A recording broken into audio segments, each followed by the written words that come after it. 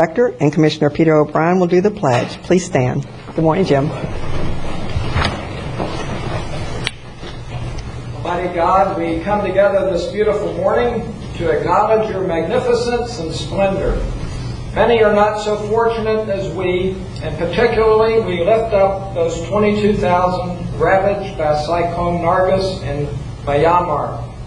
Show mercy and compassion to them as they recover. As the one and only wise Creator, grant our leaders wisdom in conducting the affairs of our great county this morning. In your precious name we pray. Amen. Amen. Please join me in the pledge. I pledge allegiance to the flag of the United States of America and to the republic for which it stands, one nation, under God, indivisible, with liberty and justice for all.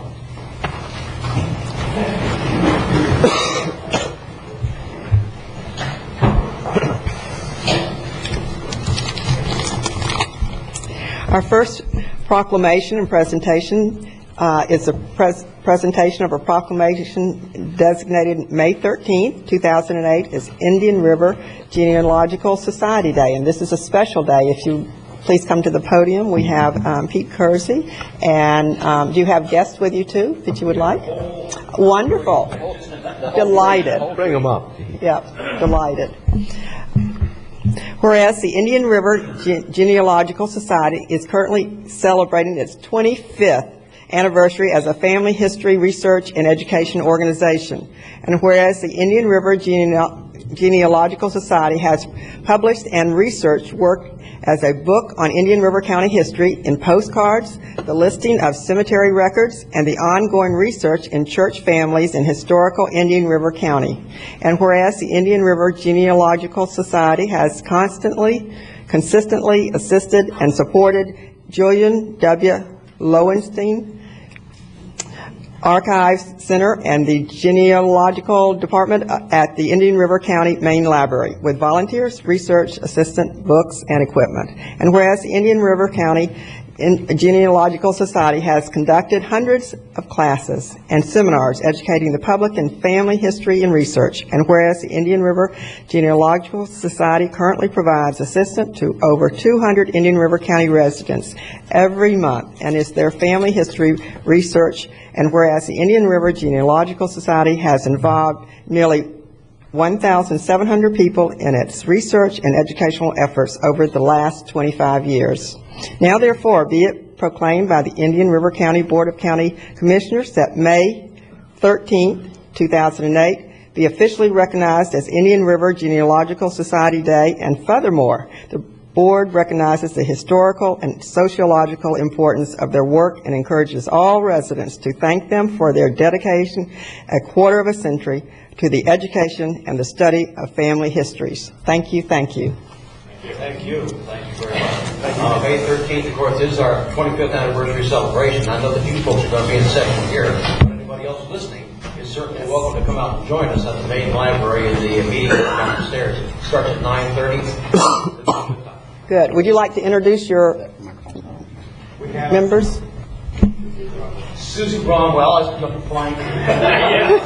This is unfair. It's too Oh, I know. Well, Pam Cooper, and back there is Jim Reynolds. thank you for coming. Of our society. Thank you for coming. You want a picture?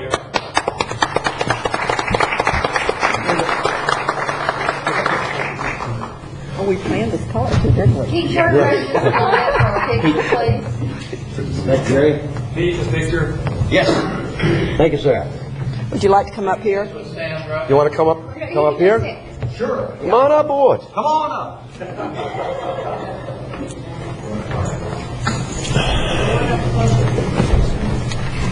Move this out. All right. Thank you very much. All righty. It's like we've done this before. Thanks. Take care. Good luck. Always, right? One of the peanut galleries. You might have set precedence now. Yeah, I know. We've done this for everyone. Get ready to come on up. Enjoy, baby. Okay. That's all right. Thanks. No. Doesn't mind that. Got it, Any changes to the agenda before we go to the next, do we have any changes in the agenda?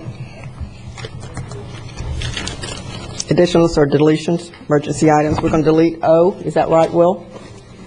On consent, I'd like to pull O, Okay. not delete it. For discussion? Right. Oh, you would like to pull it? Yes. Not delete it? Yes. Okay. Okay, well, we're not there yet. Okay. Now we have another presentation, proclamation designating May 2008 as a National Historic Preservation Month. Commissioner? Thank you, Madam Chair. I believe we have Arlene Fletcher, President of the Indian River County Historical Society, as well as Beverly Tyson, the Executive Director. Come on up. Thank you. Madam Chair, thank you. I have the distinct pleasure of presenting the following proclamation, which designates the month of May 2008 as National Historic Preservation Month. Whereas historic preservation is an effective tool for managing growth, revitalizing neighborhoods, fostering local pride, and maintaining community character while enhancing livability. And whereas historic preservation is relevant for communities across the nation, both urban and rural, and for Americans of all ages, all walks of life, and all ethnic backgrounds. And whereas it is important to celebrate the role of history in our lives and contributions made by dedicated individuals in helping to preserve the tangible aspects of the heritage that shaped us as a people. And whereas This Place Matters is the theme of the National Preservation Month 2008, co-sponsored by the Indian River County Historical Society, Vero Beach Heritage, Sebastian River Area Historical Society, Friends of Historic Roseland, Pioneer Preservation Committee of Fellsmere, Indian River Shores Historical Society, the Genealogical Society, and the Heritage Coalition. Now, therefore, be proclaimed by the Indian River Board of County Commissioners that the month of May 2008 be designated as National Historic Preservation Month in Indian River County, and call upon all residents to join their fellow citizens across the United States in recognizing and participating in this special observance. Duly adopted this 6th day of May 2008, signed by all 5 county commissioners.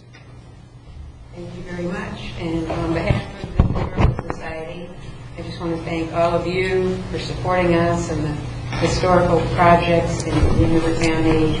Thank our wonderful staff, Beverly Tyson, and all of our board members and all of our volunteers who work so hard to keep Indian River a very historical and beautiful place. So thank you very much for your support.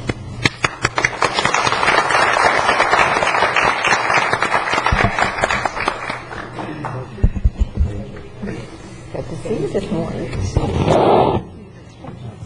Thank you. Thank you. Thank you.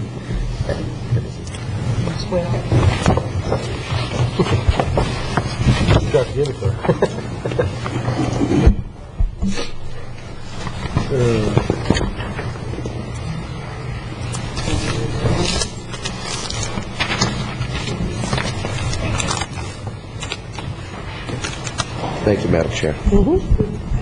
We have the consent agenda. Anyone like to pull? Will would like to pull O. Anyone else? Okay, I'll take a Move to motion. approve as amended. Second. All those in favor? Aye. Passes 5-0. Will, thank you. Members of the board, O has to do with the Office of the Regional Conflict Counsel.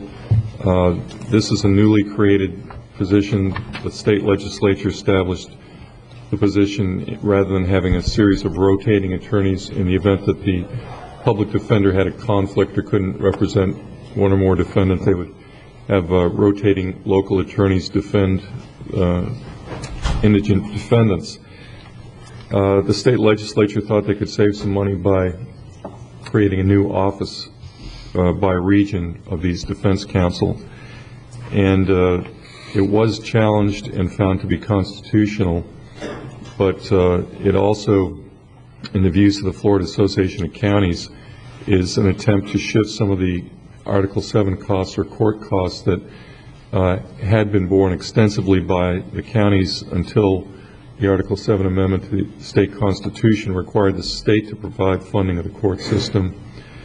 The Association of Counties has tried to work with the legislature to address funding issues unsuccessfully this year, and they're proposing to sue, saying that this is an unfunded mandate that should be borne by the state rather than the counties. I'm not asking that you not approve the staff recommendation here. They apparently have found some fairly inexpensive office space near the courthouse. It does require us entering into a lease. I'd like to be able to have the lease address a provision that we can get out of it if the funding by the county is found to be unconstitutional. And I'd also like to inquire whether you'd like to join in the suit of the Florida Association of Counties challenging the shifting of the funding to the counties for this How much office. does that cost? I'm not sure how much it will cost. They're probably looking at a proportional contribution based on the size of the counties. There's about 300 full-time employees in the statewide office, and I think there are 4 estimated to be in the local office, so it'd probably be about 0.25% of the total cost, but I don't know what the total amount would be. Madam Chair, I don't have a problem looking into it, but I'm not ready to make a decision on probably. So if we could, Okay. Have it come back? yes. You're talking the lease? Yes, well, that Well, and the and- suit. I mean, there's a whole bunch of Unknowns. unknowns right now that I'm being asked to make a decision on. I just assume not. Well, the lease itself, I don't think is so much an issue as long as we have an out if it's determined it's not our financial obligation. I can try and get better information on what Right. the suit will cost. and More come back. complete information. That'd be great. Madam Chair, Yes. I'd like to make a motion that we join in the lawsuit with the Florida Association of Counties. We've got legal staff, we're all members, and this is another unfunded mandate by the state after they've come in and told local government what they need to do, and now they're pushing even more burden down on us. I've got confidence in Ginger Delago and the staff at Florida Association of Counties, and so I'll make a motion that we join in the lawsuit.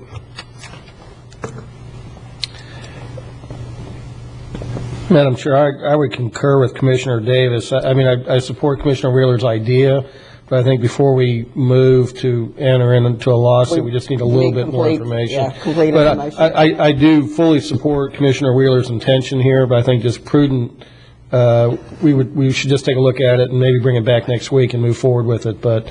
And we can make a decision when we get the total information. Right. Okay. If you can do that, Will, please, that'd be great. Yes, ma'am. Now, public, Do you want to make a motion to approve the lease? no, we want you to bring it back Right. next time. Thank you. Thank you, Will. Public items, public hearings. Quail Ridge of Vero Beach LLC's request to amend the transportation element of the comprehensive plan to remove segments of 61st and 65th Streets between 74th Avenue and Interstate 95 from the county's extended roadway grid map. Memorandum dated April 22, 2008. This is legislative, page 194 to 213. Good morning. Good morning. I'm Bob Keating. I'm County Community Development Director. This is a proposed amendment to the transportation element of the comprehensive plan. This is the only proposed amendment that was submitted in the January comprehensive plan amendment window, and this was submitted by a private applicant. This is not a county-initiated amendment. The purpose of this amendment is to remove 2 segments of roadways from the extended roadway grid, and I'll explain that in a minute. First, I'd like to briefly explain what the comprehensive plan is. I know you all know what the comprehensive plan is, but a lot of people don't. First of all, every local government in the state is required to have a comprehensive plan. The state actually has to, in essence, approve local plans. Local plans have the force of law in a local jurisdiction. The Indian River County's comprehensive plan was approved in 1990, and then it was substantially revised in 1998 after an evaluation and appraisal report was done. The state also sets specific criteria for local governments to amend their comprehensive plans. A local government may may approve as many amendments to its comp plan as it wants each year, but it can do that only at 2 specific times during the year. Indian River County actually implements that by allowing amendment applications to be submitted in the window months of January and July. And the proposed amendment we have here was submitted in the January amendment window. I want to just briefly walk you through the conference plan amendment process. As you know, it's kind of complicated, long, and involved. The first step is an application submitted to the Community Development Department. Then a public hearing is held before the Planning and Zoning Commission. Then we get to this point here where there's a transmittal public hearing held by the Board of County Commissioners. And your choice today is whether or not to submit this proposed conference plan amendment to the Department of Community Affairs for its review. If you do determine to do that, the DCA will look at this amendment, and the Treasure Coast Regional Planning Council and other agencies will also look at the amendment. After that, the Department of Community Affairs will issue an ORC, Objections, Recommendations, and Comments report. Then there'll be a final public hearing before you, and if you approve it, the amendment will be sent back to the Department of Community Affairs for them to do a compliance review. This is a long, involved process, and from beginning to end, it usually takes about 9 months. Let me give you a little background on this proposed amendment. Back in 1998, the comprehensive plan transportation element showed the county's roadway grid as being almost completely within the urban service area. It depicted both existing roadways and future alignments for roads that didn't exist. And that pretty much reflected the county's overall planning, focusing on the urban service area. Essentially at that time, the county wasn't even looking at the areas outside of the urban service area. In the early 2000s, the county determined, and the Board of County Commissioners approved an extended roadway grid network. And this was done for several reasons. First of all, to plan for the unlikely but possible scenario that there would eventually be higher densities outside the urban service area. I think we, both the staff and the County Commission, didn't want to be in a position where maybe higher densities were approved and we didn't have the roadway grid to support it. The other reason was we were getting more agricultural plan developments and affidavits of exemption that potentially had the effect of being developed within a future roadway alignment. And by having this grid, the county could at least know where it should be protecting roadways that might be needed in the future.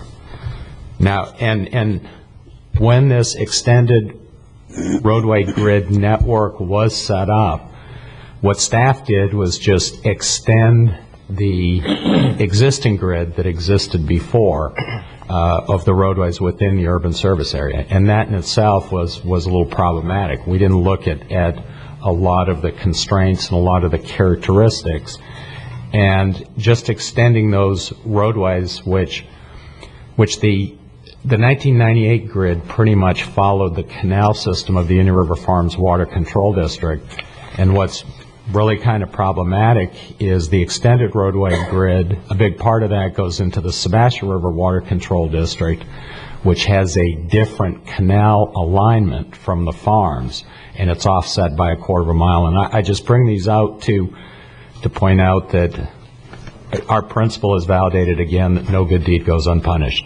that it's difficult sometimes to come up with general policies and a general map, and that's what we did back then, and I think it proved useful. But at this point in time, we do have an application to remove 2 segments of roadway from that grid. And I'm going to tell you in a minute that for a number of reasons, staff does support that proposed amendment.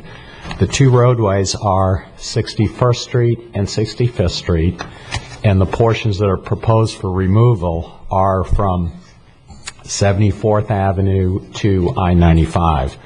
These red lines here show those proposed roadways. I also want to emphasize this does not involve abandoning any right-of-way. All this involves is really erasing some lines on the map. The county has absolutely no right-of-way out there now for either of these roadways.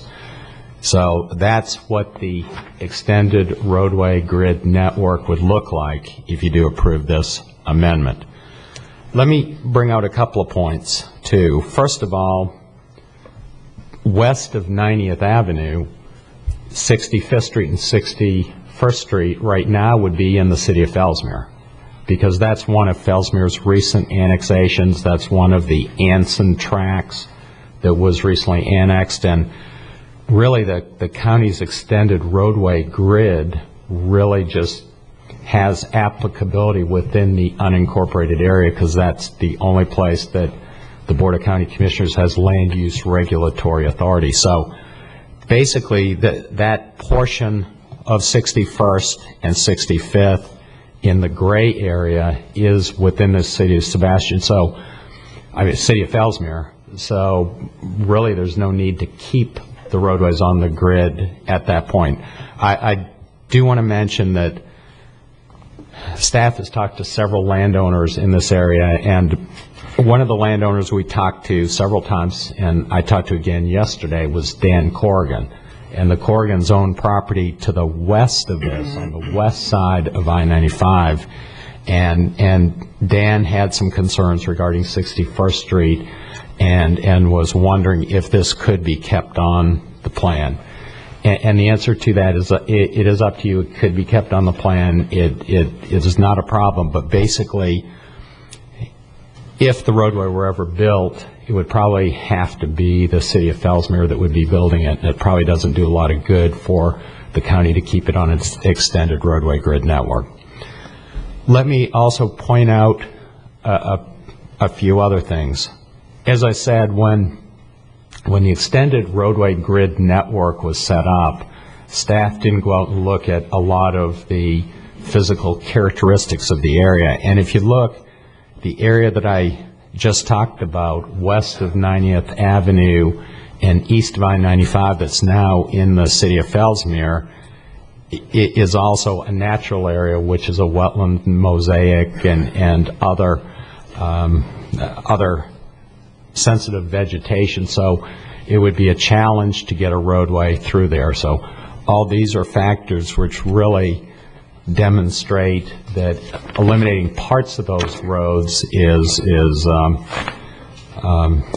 shouldn't be a problem, because there'd be challenges in putting the roads there, and actually part of the roads are not within the county's regulatory jurisdiction anymore. I also want to bring up a couple of other points, and one of the big reasons that staff is supporting this amendment is the assumptions that were the basis of establishing the extended roadway grid network have changed substantially. You can see the roadways there, and you can see that 61st Street goes along the south side of Quail Valley Golf Course, and it goes through property that is now the proposed Quail Ridge agricultural plan development project that is there. I also want to point out that staff did work with Quail Valley Golf Course extensively, and we actually got options to purchase that right-of-way as it goes through the golf course if the need arises. Now, that would be a challenge in itself, because there'd have to be some lakes filled. The golf course would have to be substantially redesigned, and it wouldn't be an easy undertaking. But again, back then, the county staff was looking at a worst-case scenario, and the roads might absolutely be needed. As we get the golf course there, that's zero density. Then we get Quail Ridge, which is being developed at 1 unit per 5 acres, which is a low density. What we're finding is, and then if you look at the property west of 90th, which is environmentally sensitive, and even though it's in the city of Fellsmere, it's probably not going to be developed in this area. What you see is in this area, the worst-case assumption that we were planning for is not manifesting itself. It's pretty much a given that a dense roadway network won't be needed in this particular area. Now, the rest of the extended grid network is appropriate and should be retained, but in this area, I think it's appropriate to eliminate these portions of those two roadways. I just want to show you a couple of other challenges that would be met, and staff knew there'd be a lot of challenges if these roads ever had to be built. First of all, at 74th Avenue, both the water control districts come together, the Indian River Farms and the Splash River Water Control Districts. Each of those districts has a north-south canal at 74th Avenue, so there'd need to be 2 bridges for each roadway just to get over 74th Avenue. And as I said, that's where the alignments for the canal systems don't line up. And within the Smash River Water Control District, a number of those canal rights-of-ways have been abandoned. So there is more of a challenge for the county to get right-of-way there than with the grid network that exists in the Farms District within the urban service area. As I said before, the Quail Valley Golf Course has zero density. Proposed Quail Ridge, which is really waiting on your action here today to come through the approval process, is very low density at 1 unit per 5 acres, and the other land surrounding this is 1 unit per 5 acres. When staff looked at this, we acknowledged the fact that it would be difficult and expensive to build these roadways, and unless unless circumstances changed and densities were increased, there's not going to be a need for doing it. Also, these roadways divide some large properties. Quail Valley and Quail Ridge are just 2 of the properties that are divided by these roadways. And besides the bridges at 74th Avenue, there would also be bridges required at 82nd Avenue over that canal. As I said, there's less of a need for a dense grid system out here, particularly because of the densities, and also the environmentally sensitive land and the City of Fellsmere authority between 90th Avenue and I-95. So when staff looked at this, we looked at all the policies in the plan and determined that this proposed comp plan change would be consistent with all the policies. One policy that we look at closely with all comprehensive plan changes is there a good basis? Is there really a need to change the comp plan? And in the plan, we have 4 criteria, one of which needs to be met in order for a comp plan amendment to be approved. And staff feels that in this case, there's been a substantial change in circumstances, and that's the criterion that is met here. And the change in circumstances is Quail Valley is built, Quail Ridge is about to, is subject to approval. It's planned. It's gone part way through the development process. That when we looked closer, there's the environmentally significant land between 90th and I-95 and the City of Fellsmere annexation. All of these indicate that there's been a change of circumstances, and this does warrant the proposed comp plan change. Planning and Zoning Commission did unanimously recommend that you transmit this to the Department of Community Affairs for its review. So both staff and the Planning and Zoning Commission recommend that you do approve this comp plan amendment for transmittal to DCA. Along with that, you may want to consider keeping 61st Street in from 90th Avenue to I-95 as Mr. Corrigan requested, but I think it's less important since that's really in the City of Fellsmere's regulatory jurisdiction. So that's staff's recommendation. Thank you. Commissioners, I'll start at your end. Questions, Bob, can you go back to that aerial which showed the Corrigan property and the alignment? Just, I think you did show that was mainly through pretty sensitive wetland areas and such, and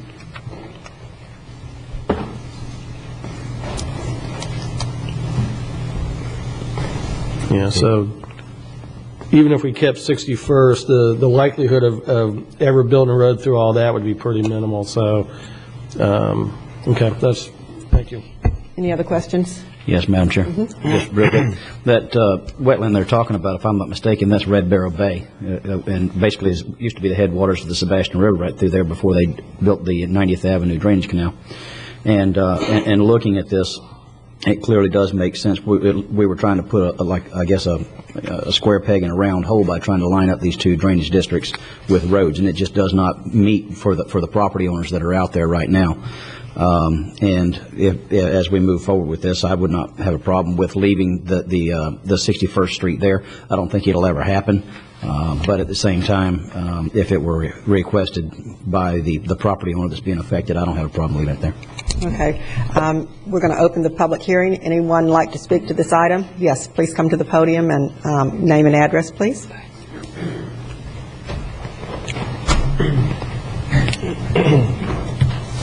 My name is Dan Corrigan. Do we have the... Hit the base of it there, and the green light should come on. Is it? Can you hear me? No. Hello? Yes, we can hear you. Yeah, but I can the hear you. audience, yeah, that's fine. Dan Corrigan, 525 Iris Lane. And we would prefer that the section from 90th Avenue West to 95 were left in the comp plan. Well, we don't. Working now. Hello? While we don't have any need or plans, no one has a crystal ball, and basically it's just, we see it as easier to just leave it in than to try to get it put in the future. And the sensitive area question, it looks to me like in the map that was sent to us that it would actually go south of the city of Fellsmere on our property, which is not in Fellsmere. And that would take it on the south side of the ditch where our present roadway is, going across the north line. And this ditch and this road they were both put in there 50 years ago north of Red Barrel Swamp deliberately to avoid the sensitive area. So, and then all the way to 95, basically, that's 90% of that area there where the ditch is and the roadway would go is uplands. So, but basically that's what I wanted to say. I mean, I know the property pretty well. I've been out there many times, and it's not just one big wetland. It's mostly uplands along where the road would go. So. Okay, thank you. Any questions? Thank you very much. Anyone else like to speak to this issue? Name and address, please. Hi, good morning. My name is Scott McGuire, 80 Roll Palm Point in Bureau, representing Quail Ridge this morning. I'd just like to thank staff for all their hard work and their recommendation, and P&Z for their recommendation. We'd urge you to follow the recommendation. We don't really have a problem if you leave the segment in west of 90th Avenue. Our original application, we started looking at just the eastern portions of that anyway. So, whatever your pleasure is on that. And I'd like to answer any questions anybody may have. Any questions, Commissioners? Thank you very much. Anyone else like to speak to this item? Seeing none, I close the public hearing. I'll take a motion, please. Madam Chair? Yes. I move to approve staff recommendation lessening out 61st Street west of 90th Avenue. I have a first and second. Any discussion? All those in favor? Aye. Opposed? Passes 5-0. Thank you. A little microphone problem today. Public hearings continued from April the 29th, 2008. Consideration of Harry Tanner's request to formally designate a 1.3-mile segment of Old Dixie Highway South from 512 as a historic road. Memorandum dated April 21st, 2008. This is quasi-judicial, 214 to 331. Good morning, staff. Good morning, Madam Chairman. I'm Roland DuBois, Chief of Environmental Planning. I just have a brief PowerPoint that I'd like to show.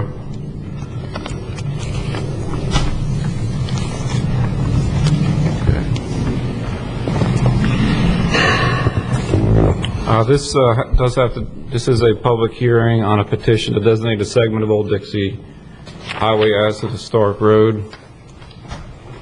The area in particular is approximately 1.3 miles extending from County Road 512 south along the railroad tracks.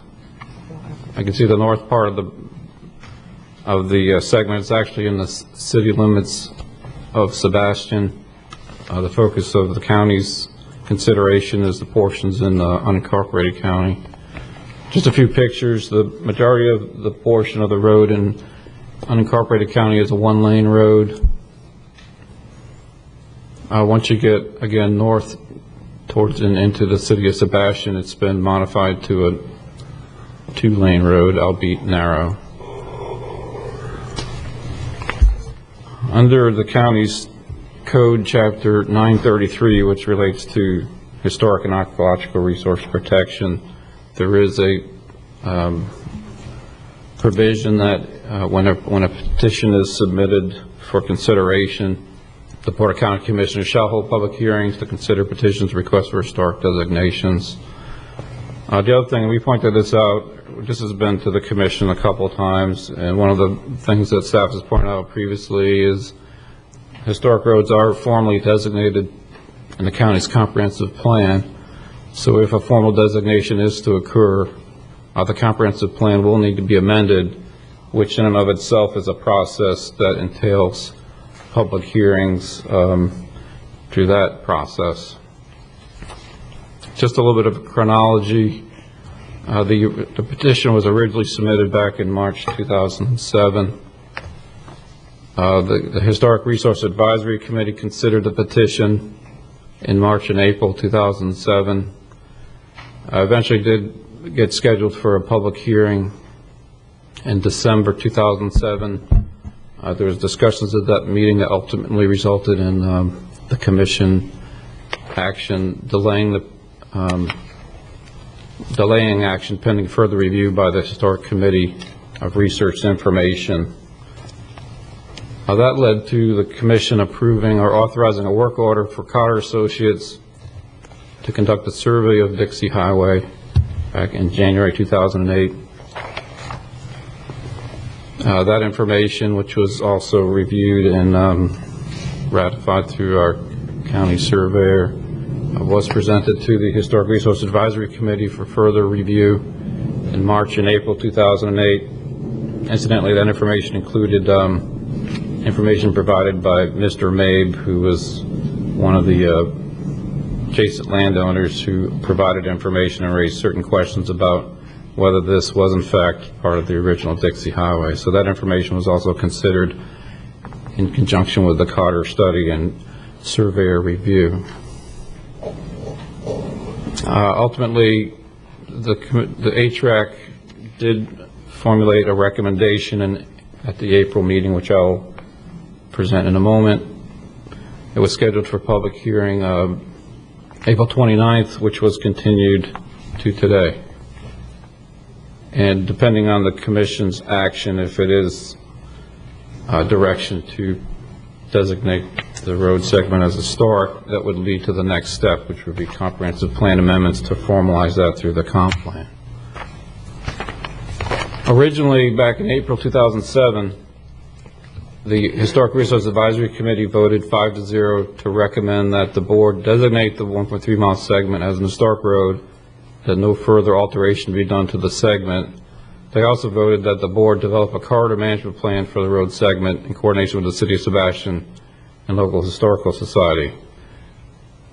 More recently, based on the review of the new information and further consideration at this past April meeting, the HRAC voted 3-1 on a revised recommendation in essentially three parts. The first part was that the road designate the 1.3 mile segment as a historic road. that the board allow alteration of the segment subject to review to minimize impacts to historic integrity. The discussion essentially, the main aspect of alteration was to accommodate and recognize the need for traffic safety and private property access along the segment. And the committee, in recognizing that, revised its recommendation to allow that alteration, but also to do that with consideration to historic aspects of the road. And finally, the third part was that the formal designation not go into effect until a management plan with specific design criteria is established after a due process and public input process.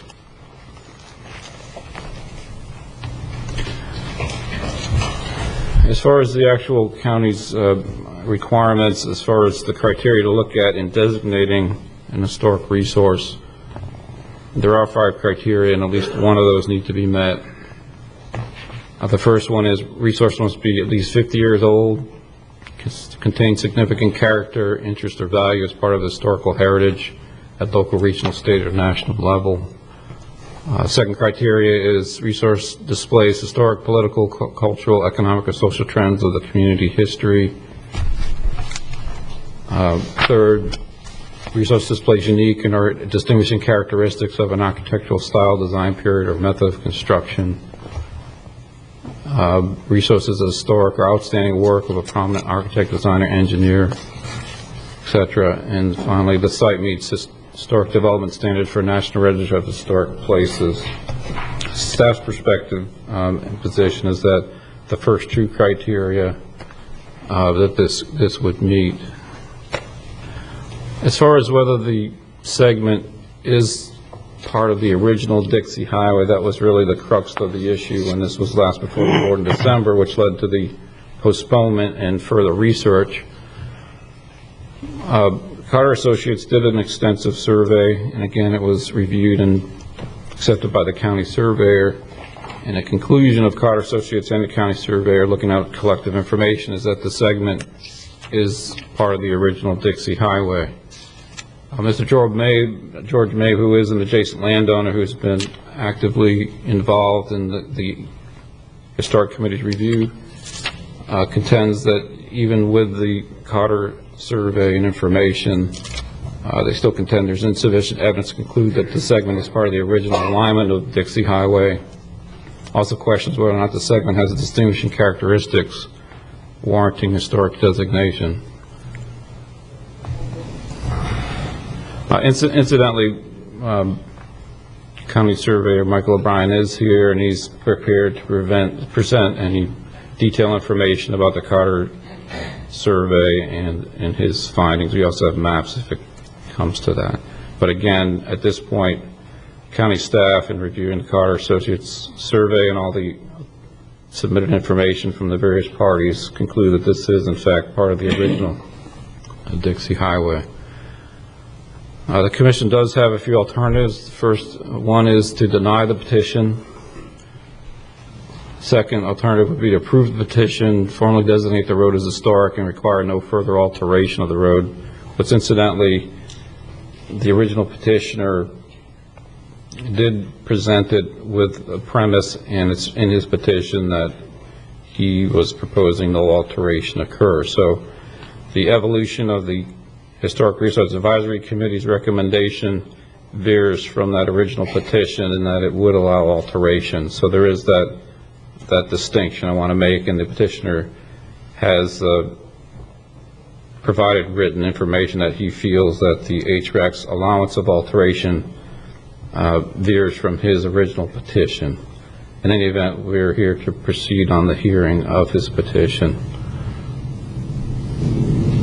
A third, approval of historic designation to preserve the road alignment but allow road improvements for public access and traffic safety.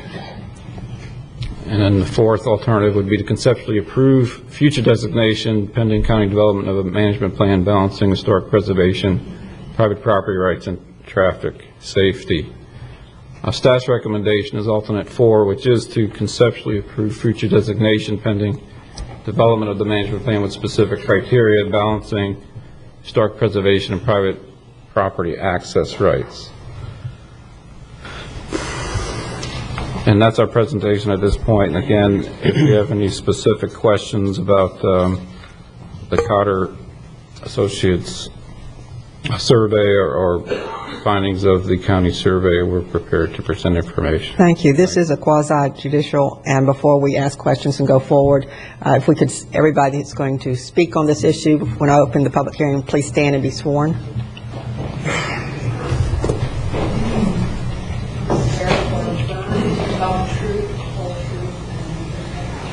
I do.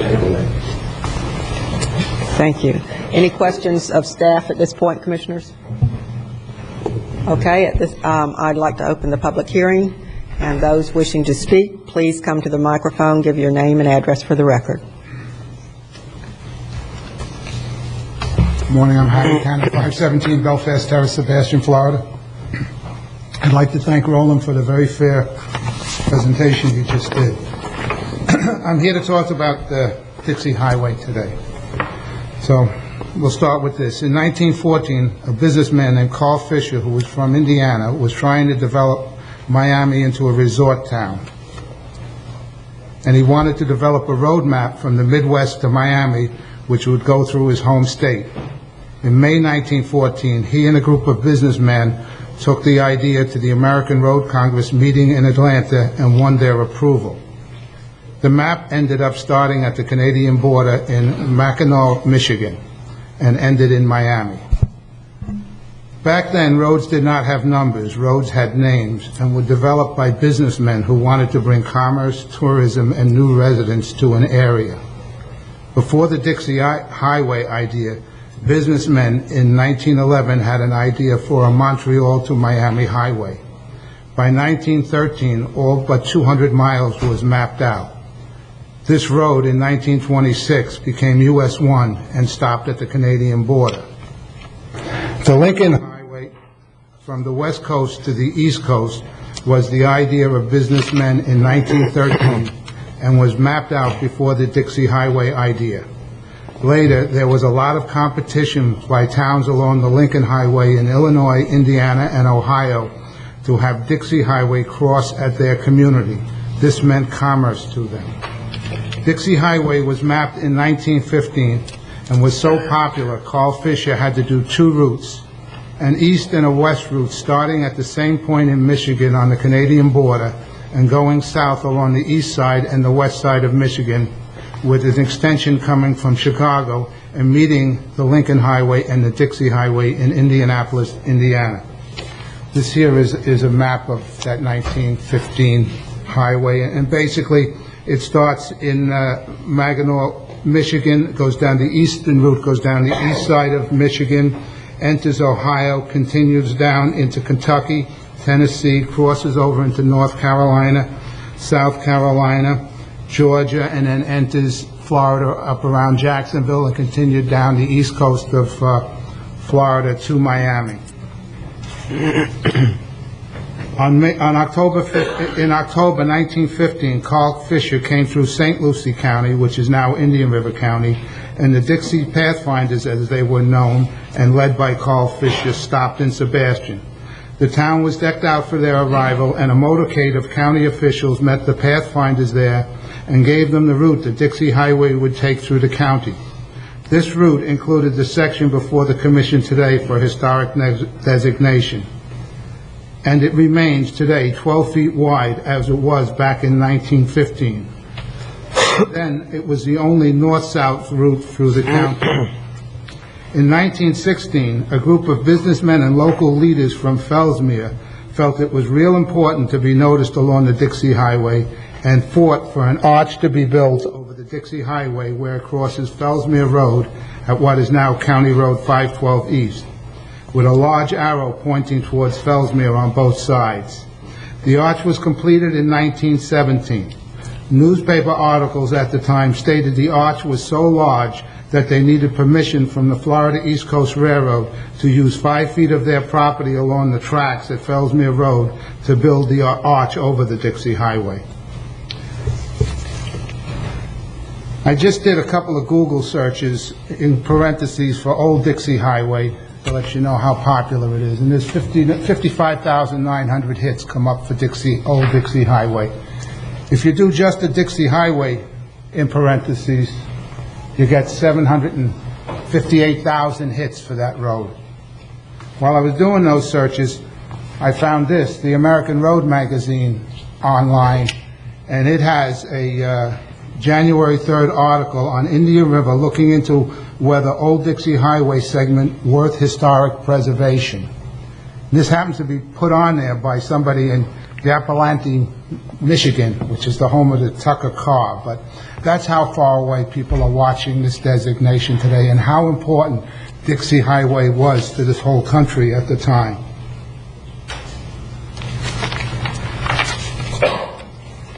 The last time I was up here, I spoke to you a little bit about the Jack Vickers story, which is in More Tales of Sebastian. I'm not going to kill you with the whole story today, but I am going to read a little bit of it.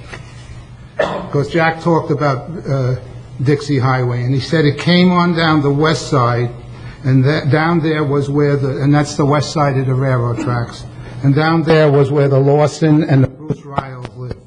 That was also the access road, the only way you could get to the Craigle place. You came down and cut across a private crossing and onto the Craigle homestead. Then it came on down, and at Bruce Riles' house, it cut back across the track, just as it does now, and still does today. This article was written by Jack around 1990. Since I was here that day, I met with Jack Vickers, I met with his sister Betty, and I met with a Jack Salema who had family going to the old school on Louisiana Avenue in 1925. There's a picture of them in the 7th or 8th or 9th grade back in 1925. So let's see, this is the picture. This is Jack Vickers. This is his sister Betty back in April. We talked about Dixie Highway. He told me exactly what this was in this book. I asked him how old he was when that happened. He said he was probably about 9 when he was talking about it, and that would have been about 1935. But he said back to his earliest childhood memories, Dixie Highway on the west side of the railroad tracks was Dixie Highway.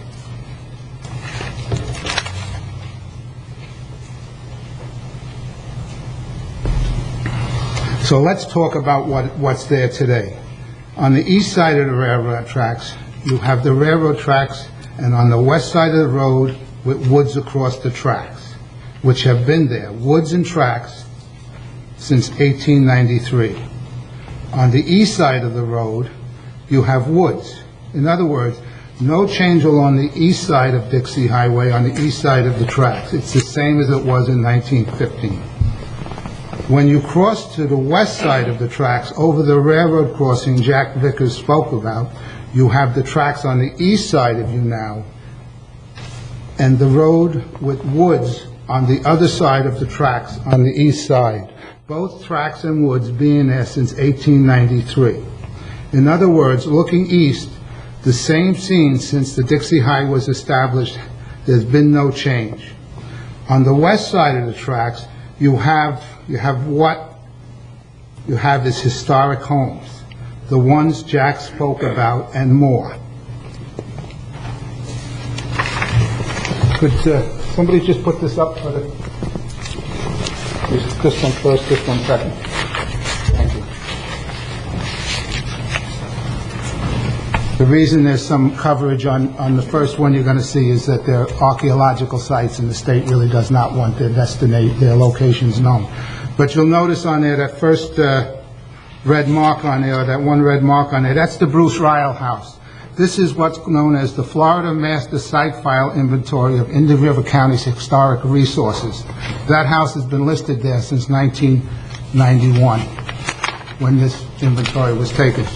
If you look at the second one, you'll find 4 more notations for these historic houses that are right along this roadway. They're all there. They haven't changed. They're still there today. Thank you. Before I close, I'd like to just talk about one more thing. John Mellencamp, in his Freedom Roads album, in his song Our Country, he mentioned Dixie Highway in 4 different verses. It says, from the East Coast to the West Coast, down the Dixie Highway, back home, this is our country.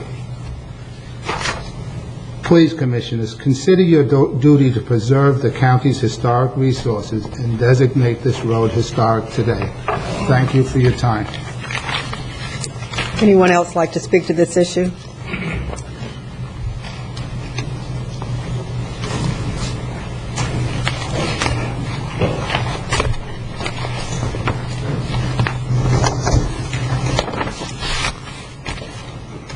Good morning. My name is Richard Mayers, 13275 North Indian River Drive, Sebastian.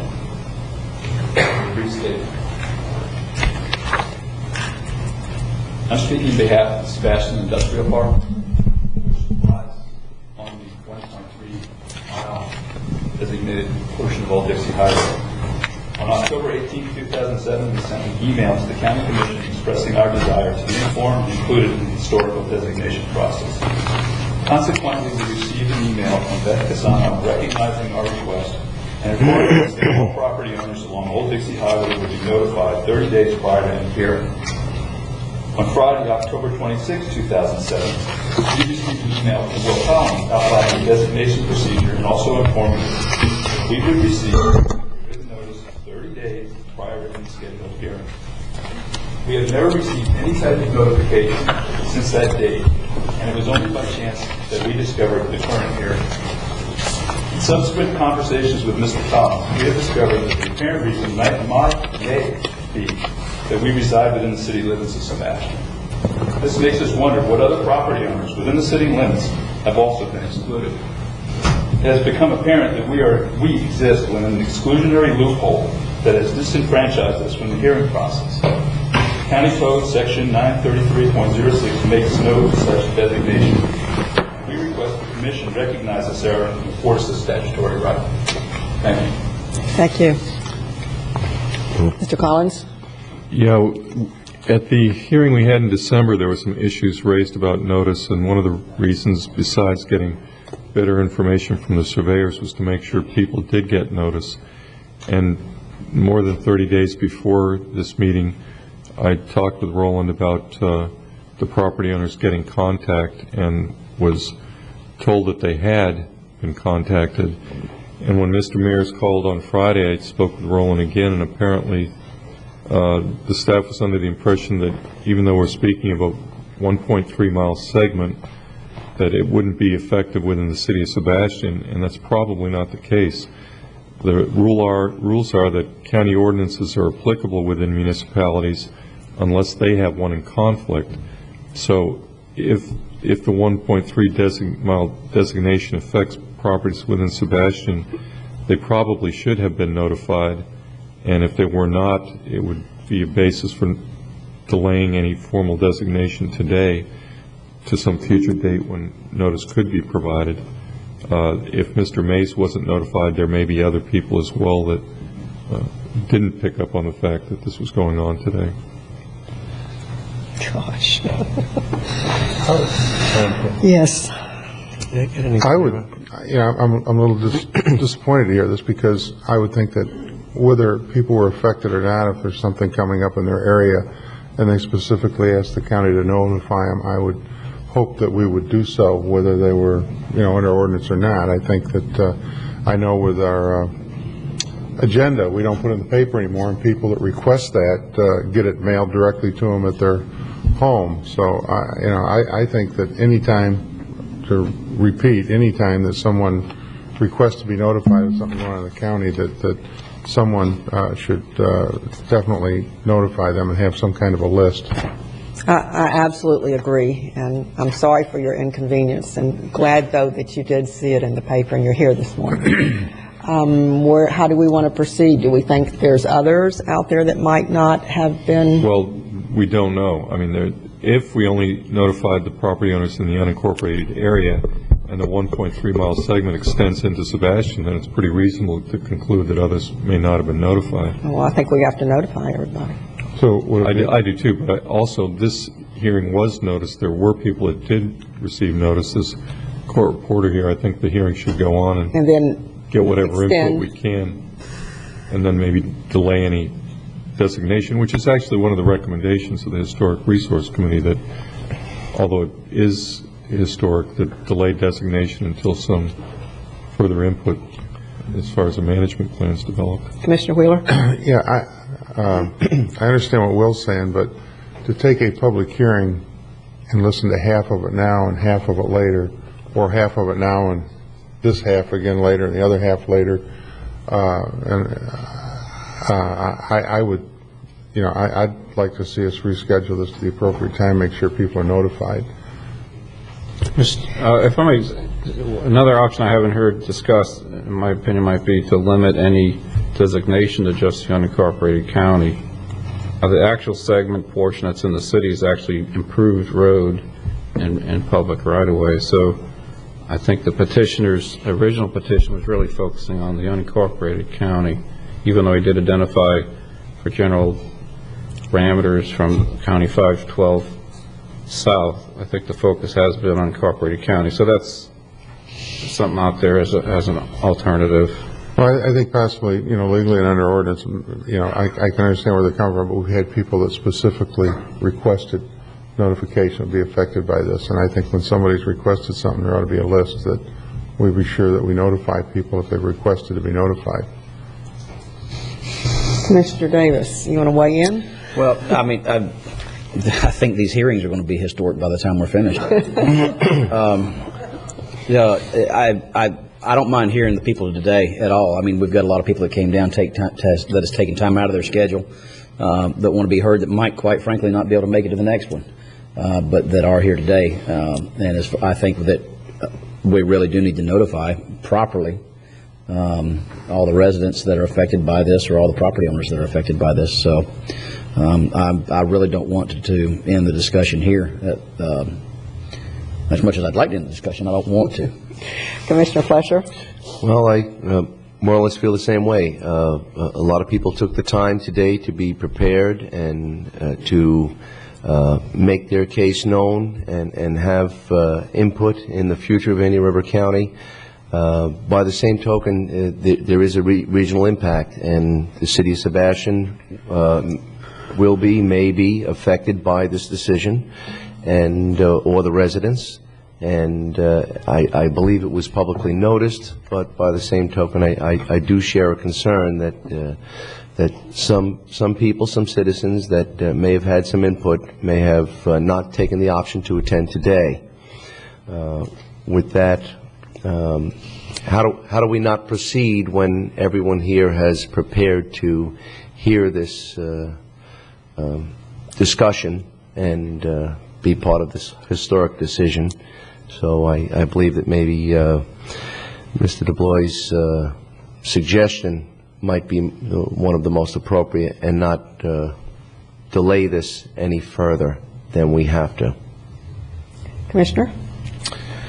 I apologize to all the people that have taken the time to come here, but I think if we have a public hearing that was not properly noticed, and we don't have a proper public hearing, and if there's somebody that could not be here today, they don't have the chance to refute testimony that somebody else may present and have a chance to hear it firsthand and see the presentations and such. So unfortunately, I think if we don't have a properly noticed public hearing, we don't have a public hearing. Can I get clarification from the attorney? I just make sure that this is an actual issue of proper notification versus an issue where someone asked for notification but wasn't inadvertently given that notification. We would like a legal opinion on this, please. The notice provision says that the county shall provide written notification to property owners with the intent to consider designation. The property owners are those along the corridor that are affected. And if we're talking, as we have repeatedly, about a 1.3-mile corridor, I think that anyone owning property along that corridor is entitled to be notified. Also, county ordinances are applicable in the cities unless they adopt one contrary to what the county has. The city of Sebastian could pass an ordinance opting out of a historic designation, and that would prevail within the city limits. But if the whole program has been advertised as a 1.3 segment, which goes both in the city and in the unincorporated area, I think that's what we're dealing with, and that's where notice has to go. So your legal opinion is? this wasn't properly noticed. And I feel that Mr. O'Brien's made some good points. I think that people are here, they're ready to go on the record. They may not be able to attend a later meeting, but on the other hand, there are people that may appear and be able to provide countervailing testimony to whatever is said today, and it's not a happy situation to be in. No, it certainly is not. Is there anyone who cannot attend? Well, you wouldn't know because we don't know when we're going to have it again. Gosh. Well, you've come. I know you've come before, and would you like to speak? Well, name and address, please, for the record. My name is Teresa Bryant. I own property at 11355 in Indian River County. I live at 1759 Highland Avenue in Melbourne. I'm not going to present if that's not what you want to be done, but I came here last week. Right.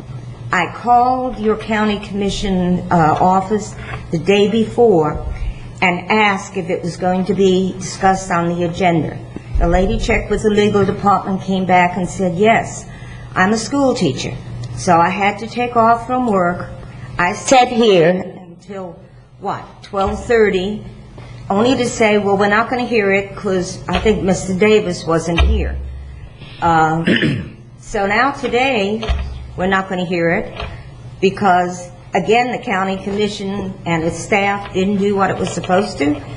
I mean, that to me is very disturbing because, again, I've taken off from work. And I find that disturbing that we won't be able to speak. And who knows the date that you're going to have it next and how it will impact other people in their lives. Plus, I'm sure it's a cost to some people who have brought experts here, and to bring them here each time and not be heard, I don't know, I just find that to be not really an acceptable situation. On the other hand, I understand the dilemma that you are all in, because there is a dilemma. You know, if people who are being affected aren't, and I'm a strong believer in property rights, but I'm even a much more stronger believer in historic preservation. So I just wanted you to realize that we've got to get it right sometime.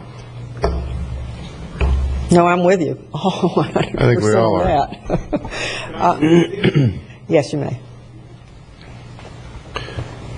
Name and address for the record, please.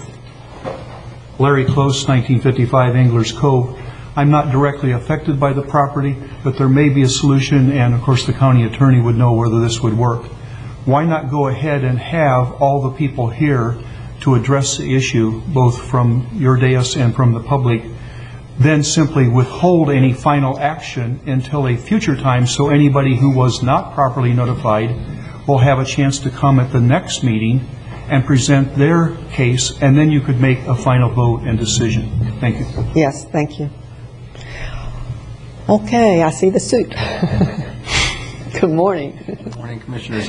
Dress suit. I just want to raise a couple of issues for consideration in your thinking on this. I have a much more extensive comments that I'm not going to get into right now, but on the whole, Can I ask the Chairman, kind of procedural.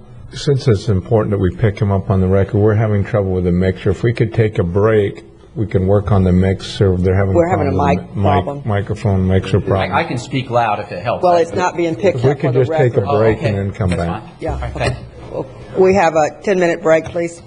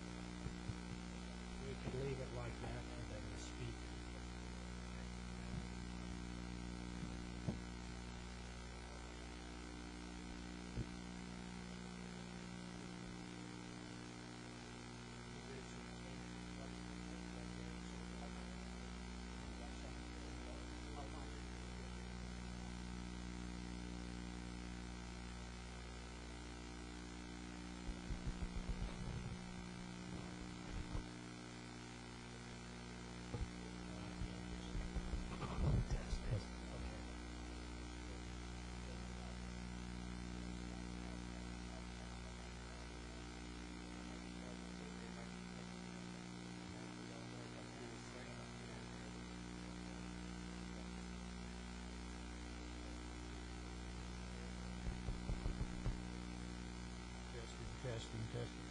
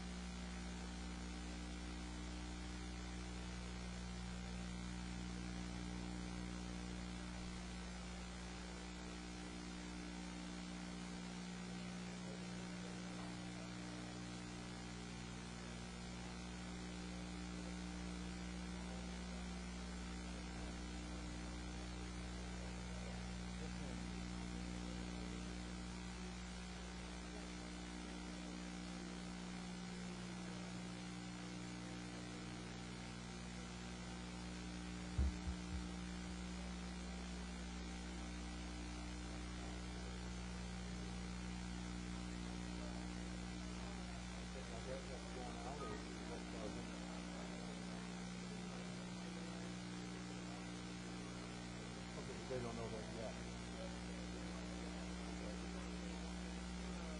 Okay, 'cause I had one on calling me a couple days, but I didn't get to talk. That's good, I always get talk, I like that. Okay, good.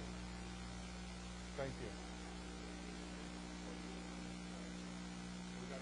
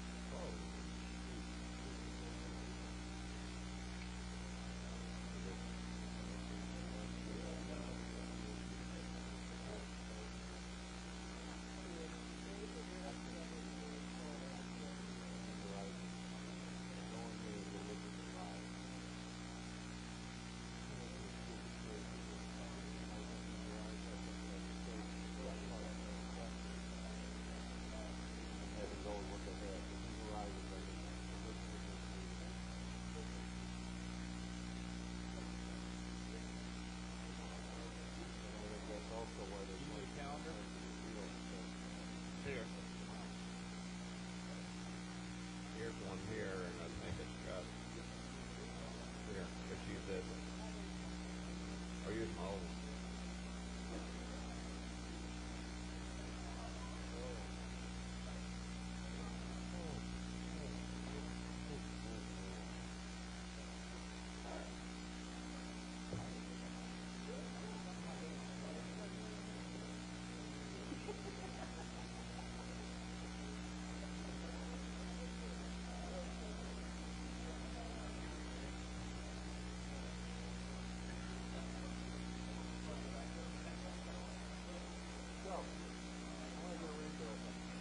How many you want? Three. Okay. What do you want on? I'll talk to you about that. All right. You're going to do the artwork? Yeah, you have a check. No, I only got one size right now. 3 foot. Well, if you were to... It's my southern accent, I get it. If the orders come in, I'll expand my operation. This could be more advertising. You don't have bail. I think it's a good idea. I mean, my guys are out of work. I got to do something. Who's a smart ass? Huh?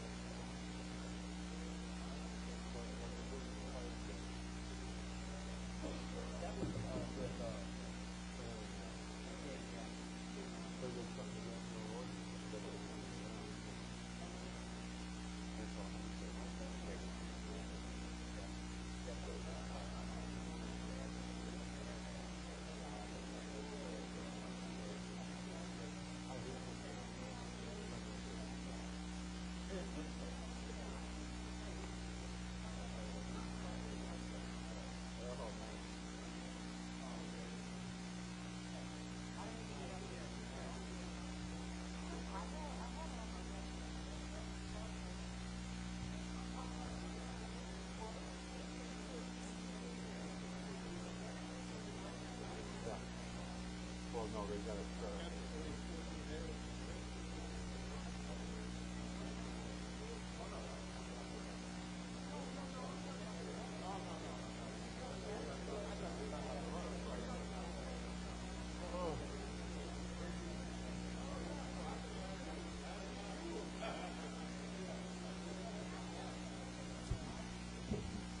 can come back to order now, please. I think we have the mics corrected. Hopefully, we'll see. Thank you. Can we be in order, please? Thank you. Thank you, Commissioners. Jeffrey Smith, Smith & Associates. I'm here on behalf of Mr. George Mabe and Ocean Concrete. At this point, we're going to suggest to the Commission and offer our motion to simply dismiss the pending petition entirely and to send this thing back until not only is the one notice error cured, but that the staff does what the Commission basically suggested to staff at the first time this was brought, and that's have all your ducks in a row. I recall those words, Commissioner Bowden, because I agreed with them 100%. Have all your ducks in a row. Now we've been back twice without ducks in a row, and we find out today that there's been a fatal procedural error and failure to notify affected property owners. I don't think there's any dispute with Mr. Collins' conclusion that that's a fatal error to the public hearing. And I think there's another issue that it kind of pointed up to me is the immediate reaction of staff to that error was, well, let's lop off a couple pieces of the historic designation. We'll take off the part that's in the city of Sebastian, which includes a northern segment and a southern segment. So you lop off out of 1.3 miles, let's lop off maybe 2,000 feet, a third to a half of it. I think that speaks volumes about the historic value and the historic preservation of this particular segment of roadway. I mean, I think we all know what's going on. I feel like I can see it from my client's perspective anyway, is let's lop off the part that's to the north of you, let's lop off to the part that's to the south of you, let's just say we're going to designate your piece historic for future purposes. But we know we have a fatal notice requirement. Number two, we were advised by notice and on the agenda that we were here on Mr. Tanner's petition. We came into this hearing with absolute certainty that, well, this is a non-issue because on April 23rd, Mr. Tanner filed with the county a dismissal of his petition. I'm not sure why staff didn't bring this up, but it's pretty clear. Therefore, my petition, backup material, my name should be removed from any records or information presented or given at any time in the future to county staff committees or their members or elected officials. You're not authorized to use my name or material.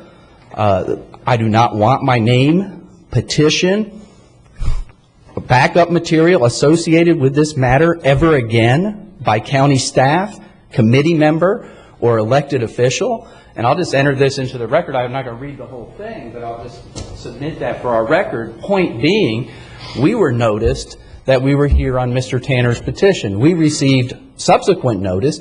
Mr. Tanner's withdrawn his petition. To us, non-issue. Mr. Tanner's withdrawn his petition. You can't go forward on a petition that the petitioner's withdrawn. Next issue, and this gets into, I guess, a more substantive area. And that is my clear understanding from the commission when we left here, when this was originally brought, I guess that was back December last year, when this originally surfaced here. My clear recollection was the commission basically said, go back and get your ducks in a row, bring forth the idea, there was clarification asked for, should we come back with the actual management plan for this particular segment of roadway so we know, as an affected property owner, what is it you say you're going to require of property owners who are affected? And instead what we got was, well, what we want the county to do, what we want the commission to do is give us a conceptual approval to go forward. Well, how does that affect my rights as a property owner? What does that mean, a conceptual approval? I don't think there's any such thing in law as a conceptual approval. Either it's historic, it's a designated historic roadway, or it's not a designated historic roadway.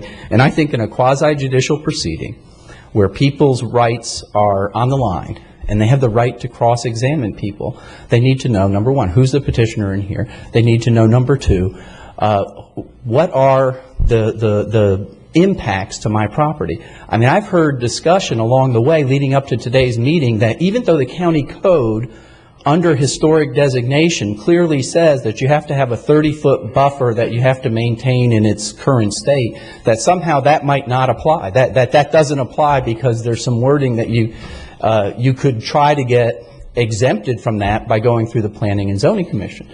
But by designating someone's property, there are restrictions. There's restrictions on use of overhead electrical transmission lines. So how can you conceptually apply that? It either applies or it doesn't. Either we can have overhead transmission lines or we can't.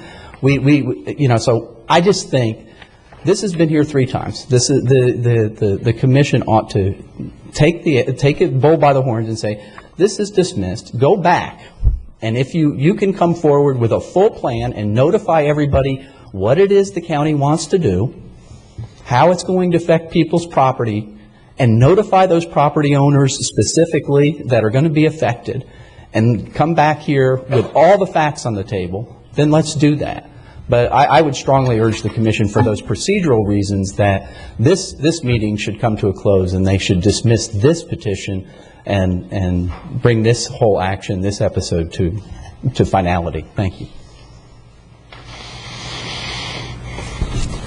Madam Chairman? Yes. Could I address a couple of those points? The letter from Mr. Tanner that Mr. Smith presented did seek to disassociate itself from the petition, in part because the recommendation that he made for no alteration was not taken up at the most recent meeting in the Historic Resource Advisory Committee. But the code speaks to petitions being initiated and then a recommendation after investigation being made by the committee.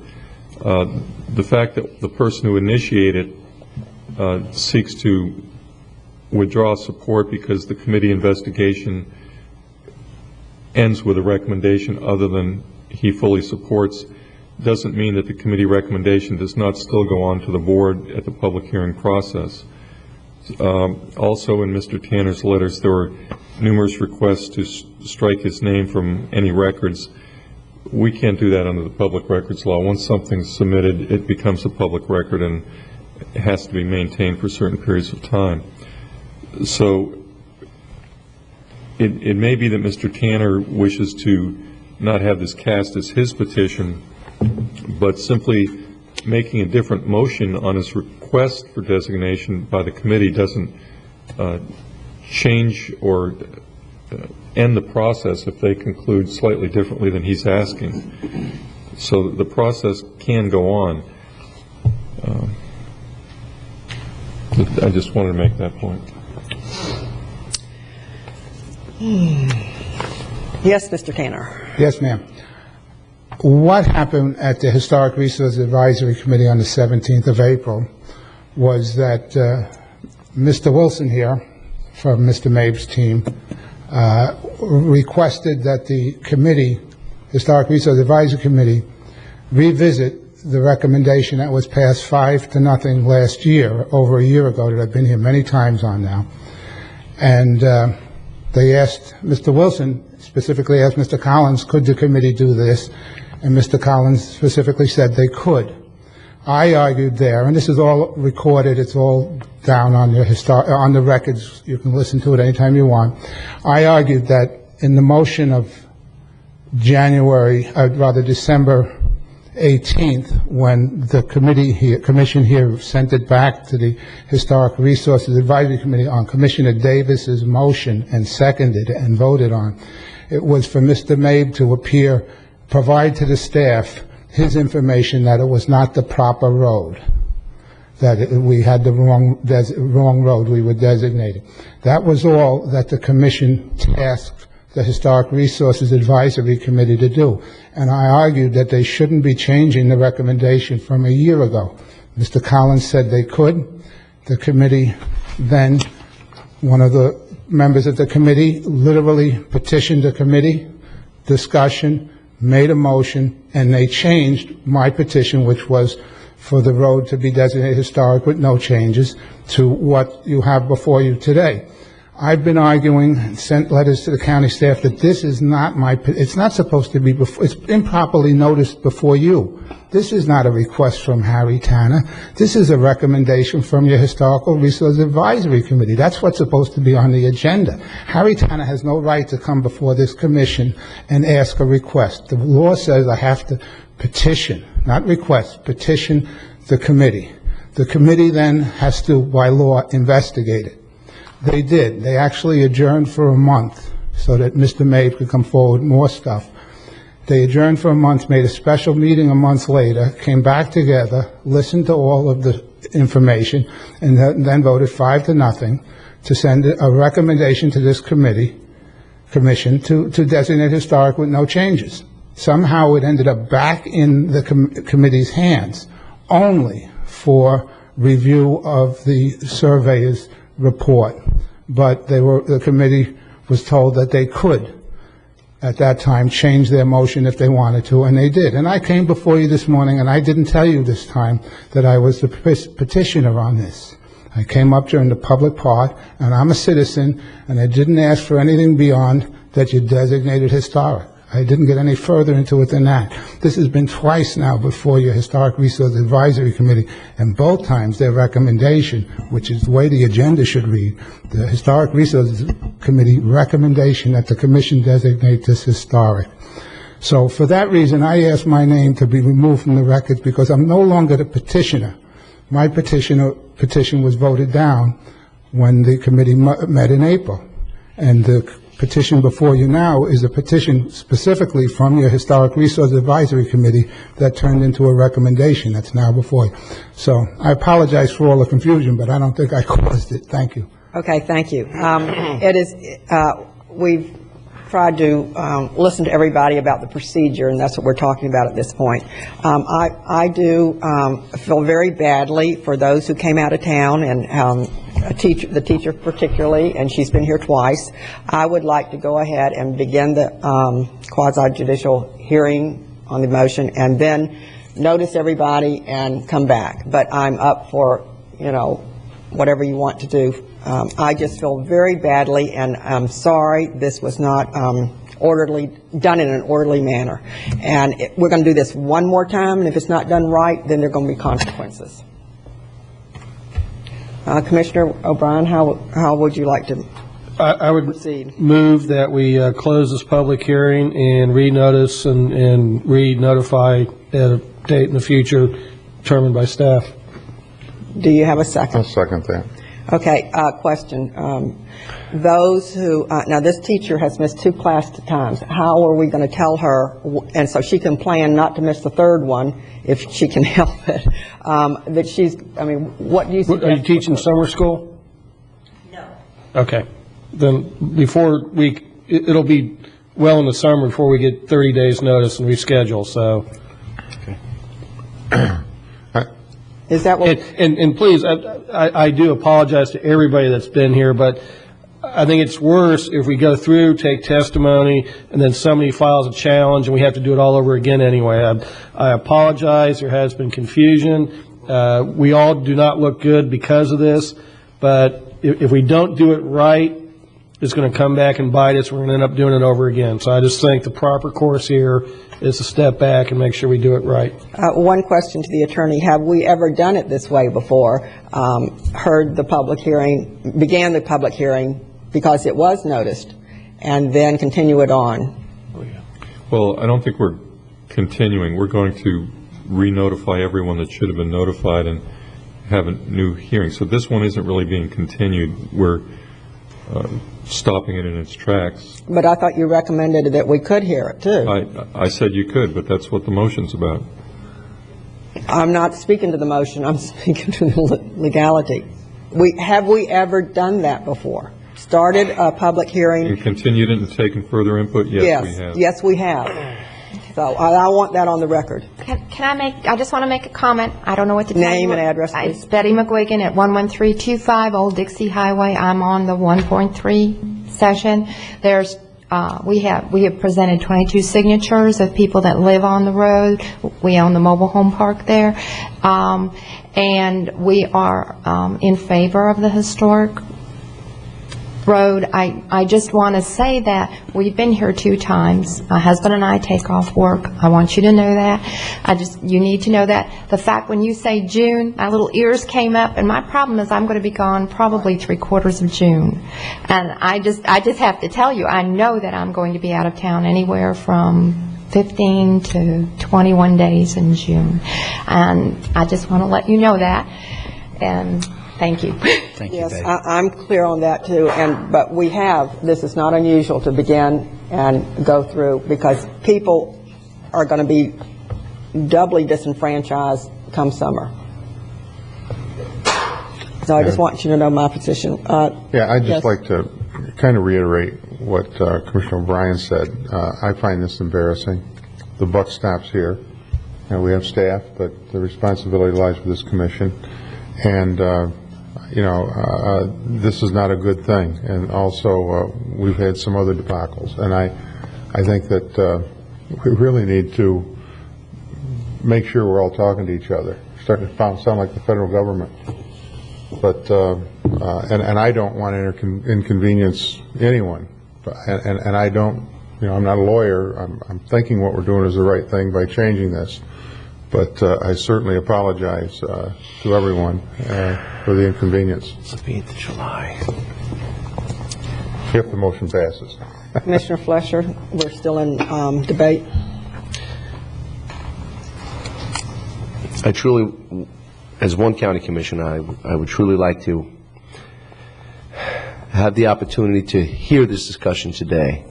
But this is a tremendous challenge, and I feel that in the spirit of error and omission on the county's part, if that is the legal opinion that there is an error or omission that could have been changed if the proper delivery of information was, and is that correct, Will? I'm not sure what the question is. That there may have been an error or omission in the notification process? I believe there was. Mr. Martz has called and said, we didn't get notice, we're on a 1.3 mile segment. I think he's affected and should have been notified. Oh, if we have the obligation, then I sincerely apologize to everyone that was not properly notified, and I believe that we have to afford all the affected parties the opportunity to ensure that they have that notification. Again, I would most certainly would like to hear this today and move forward, but Commissioner we are on that challenge. Davis? I'm sorry we talked so long about not doing anything. I'm ready to move forward.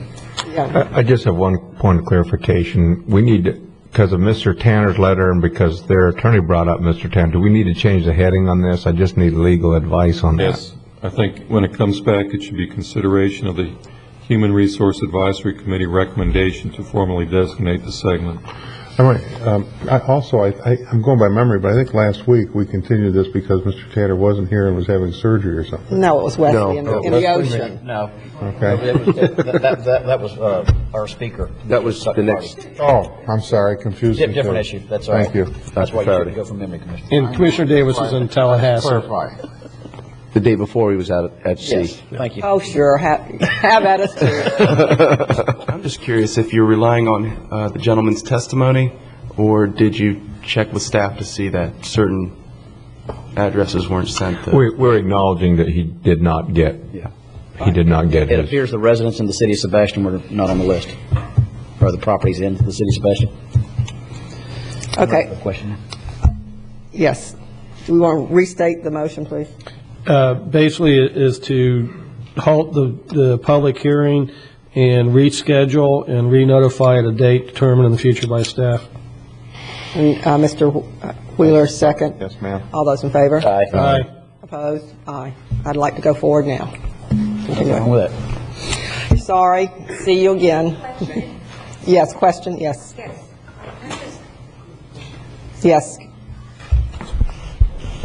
When we come back the next time, I would like to see criteria that we use today presented, tied in with the national standards as well as the state statutes of this is what you have to do in order to be declared a historic preservation piece of property.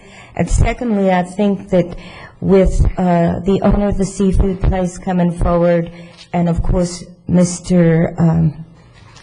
George, I can't think of his last name, coming forward too, the economic impact is something that is of big concern, and I think the economic impact is tied to, of course, your property rights, but I think both needs to be presented so that if people have unwarranted fears, they can be clarified. And so I would like to see that happen, that we would know, because everything I've done with historic preservation, it has an economic bonus to the property owners. So what is the economic bonus to those property owners? And on the flip side, what is going to be the economic cost? It's just a recommendation. Thank you. And just following up that very briefly, Commissioners, what I would strongly urge, so we don't get back here again and then kind of get another false start, is what's going to be key to this is we've talked about a management plan, and you're saying we're going to affect people's rights in a certain way. We may have no problem with whatever that management plan is. We may read it and say, that's a wonderful plan. Guess what? We're in favor of what you want to do here, but we need to see what it is. And so I would just strongly urge that we come back with all the ducks in a row and have a management plan so everybody knows, you know, what is it you're proposing to do, how does it impact people, and we can have a fair and open discussion about that. Thank you. Okay, staff, I think this is a reasonable request of both these people. How do you think we can handle this in 30 days? And then we have somebody else at the mic that wants something. Yeah, I just wanted to mention that I understood that the motion in the second was already completed. But I wanted to say that the Historic Resource Advisory Committee voted on history, not the management plan. If you'll notice, the item before you was to conceptually approve the historical road designation and then do the management plan with the people along the road. It is kind of backwards to do a management plan when you don't have a historic road. So to bring that forth as a management plan for a road that may or may not make the designation is a lot of time-consuming work. Right. And also the cost benefits. Those can easily be brought up, but not a full management plan. I happen to have the pleasure of being the chairman of an ad hoc committee on the Jungle Trail that took 5 years, but we did know we had a historic designation. So I know this is out of order, but so has the other people been out of order. So I appreciate your time. Thank you. Okay. Factor that in, staff. What is your recommendation? This has been like soup turnover. I think Mrs. Stambridge is correct. It will take a while. We couldn't do a management plan in a month. I think we got from the Historic Resources Advisory Committee the basic information that we needed, that the road could be designated historic and still be altered. That was the primary question that we were looking at answering. I think if you want a management plan done, we'd have to put this off several months. And I don't want to put it off several months. I want to go forward in a timely manner. Okay, so you have your marching orders in. Thank you. All right, next item, public discussion items. Request to speak by Dr. Faverty, Senior, regarding Vero Beach Electric Utilities, page 332. Good morning, or is it afternoon? Still morning. Still morning. It's been a while.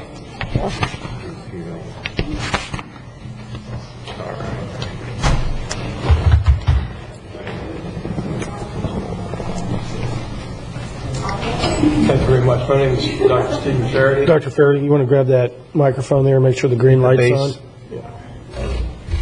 On the base is a tap switch. Okay. There you go. My name is Dr. Stephen Faraday. I live at 2120 Captain's Walk. I wanted to update you on the actions taken since my presentation to the county board on January 8th. Alert you to an expired electrical service authorization by the county for FPL.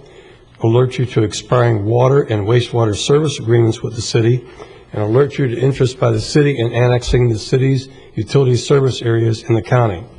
On the electric utility issues, I reported to this board on January 8th and relayed a large number of facts, a summary of which showed that about 61% of the customers are outside the city limits, and they provide 58% of the city utility revenue. The people receiving the city services pay 24 to 48% more in higher rates and taxes than county residents who have FPL. Taxes on customers for city or FPL utilities vary from 0 to 16% between the city, county, and Indian River shores. Significant capital expenditures totaling over $300 million are planned or could take place without the input from the 61% or 19,000 customers outside the city. We have no representation on any multi-jurisdictional body to participate in financial, policy, tax, operational, or rate decisions related to the city utilities. I've made presentations before the 4 state legislators in December, this county board in January. At that meeting, you asked me to make 3 additional presentations and then return to the board, which I'm doing today. The presentations were to the Indian River Shores Town Council in February. It has a 30-year contract, no resolution, with the city for electrical service, which expires in 2016 with a 5-year pre-notice by the city in 2011. The City Utility Advisory Committee I spoke to in February. The chairman advised that public participation at the 2 public meetings held on the electric utilities issues would not be allowed. This is in current violation of at least 4 state attorney general opinions. Recommendations made to it were rejected, and it rubber stamped a recommendation to approve what the city was doing. Although it can have up to 4, quote, county representatives, they are appointed by the city, not by the county. His chair has said that it takes its directions from the city council. And that's hardly a representative body for the county, as stated by the mayor and the city manager.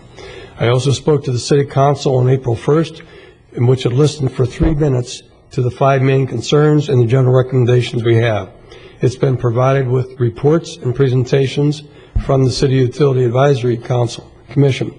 No reaction has been evidenced by it other than that related to the new energy provider. What has happened since April 1?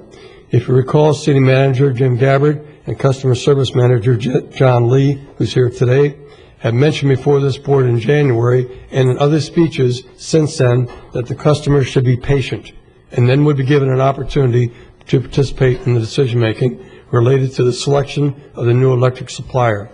The city's consultant made a presentation before the City Utility Advisory Committee, which does not allow public comment, on April 8th and announced the selection, no participation, of the Orlando Utilities Commission as a new electric supplier as of January 1st, 2010.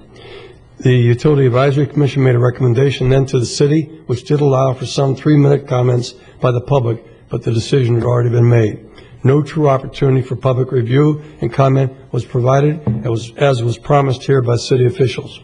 The City Council approved its new electric supplier on April 15th with accolades and backslapping, similar to what it did 10 years ago with FMPA, in which 5 years later the city realized was a bad deal and from which it is now extricating itself.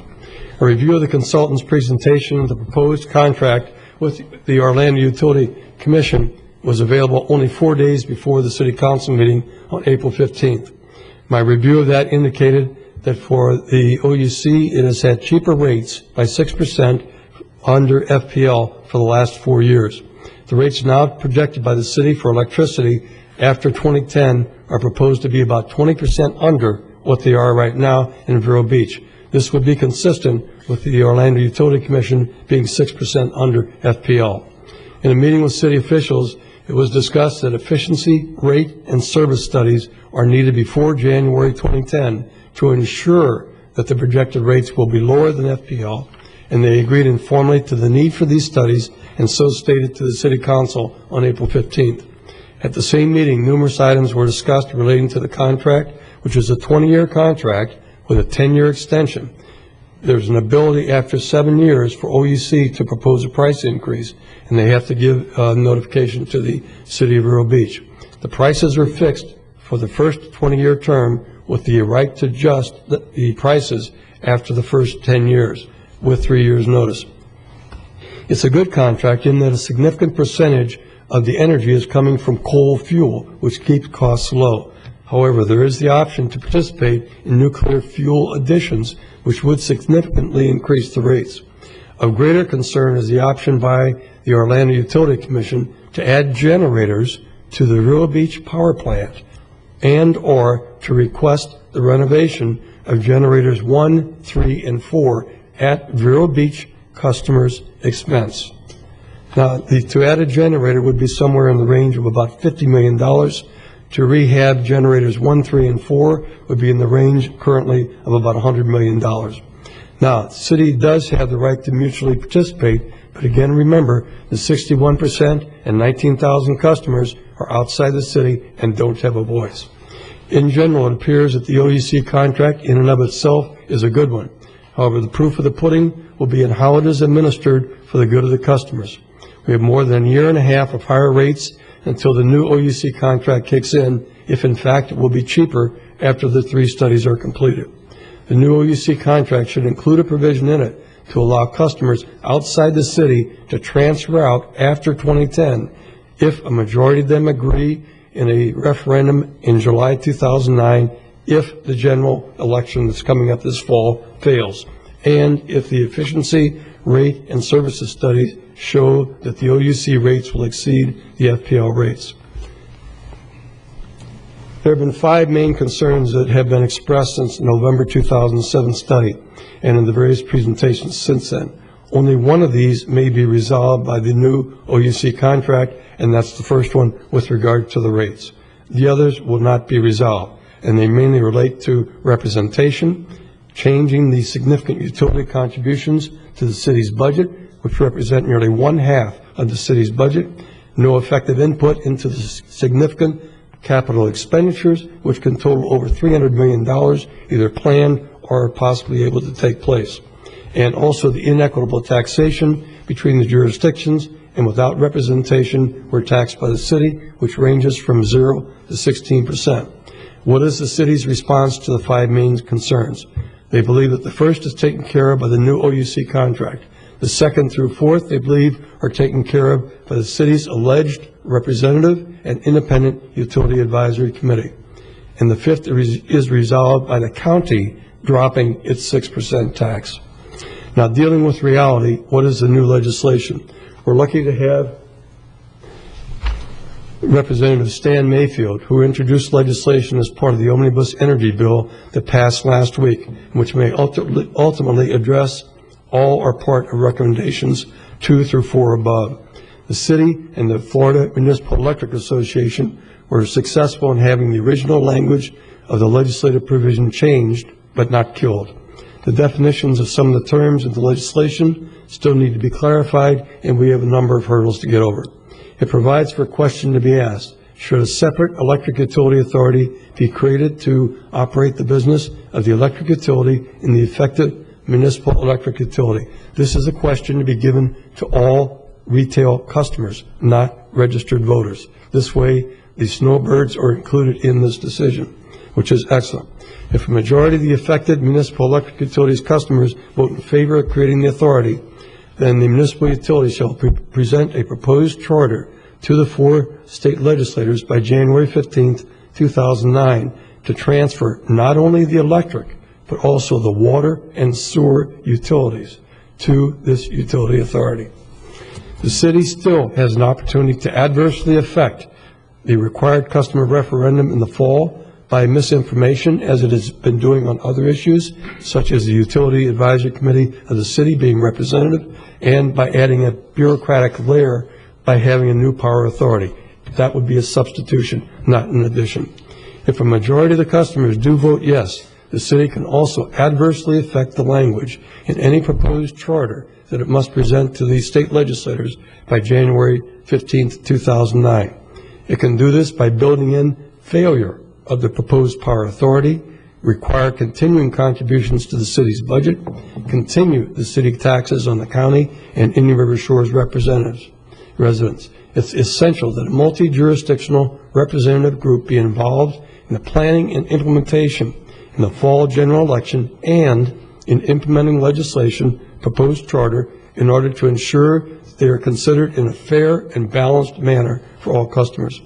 Therefore, I'm requesting that the county board commit to protecting the interests of the 61% of the city electric customers, about 19,000, who reside in each of your districts, and work with the Indian River Shores for their additional 10% of customers. Assign staff and responsibility for electric utility issues to a county department. Right now, it's sort of like a red-headed stepchild. Obtain from the city an electronic mailing list of electric utility customers inside and outside of the city and indicate support for the referendum in communications to them. It seems like the county could also request to include stuffers in the city's mailings. Request that the city include a provision in the OEC contract now to allow customers outside of the city to opt out of the power authority of the city if the referendum does not pass in the fall. Request the city to allow multi-jurisdiction participation in the preparation and implementation of this fall's referendum on switching the electric utility to a representative power authority, and if the referendum passes, to have a multi-jurisdictional representative group prepare the legislation or proposed charter for the 4 state legislators. Also asking the county to take the initiative and lead a representative group from the city, the county, and the shores to arrive at fair and equitable taxation across the 3 jurisdictions, which ranges from 0 to 16%. Second issue is the authority to provide electric service to county residents. Since 1972, FPL and the city have operated under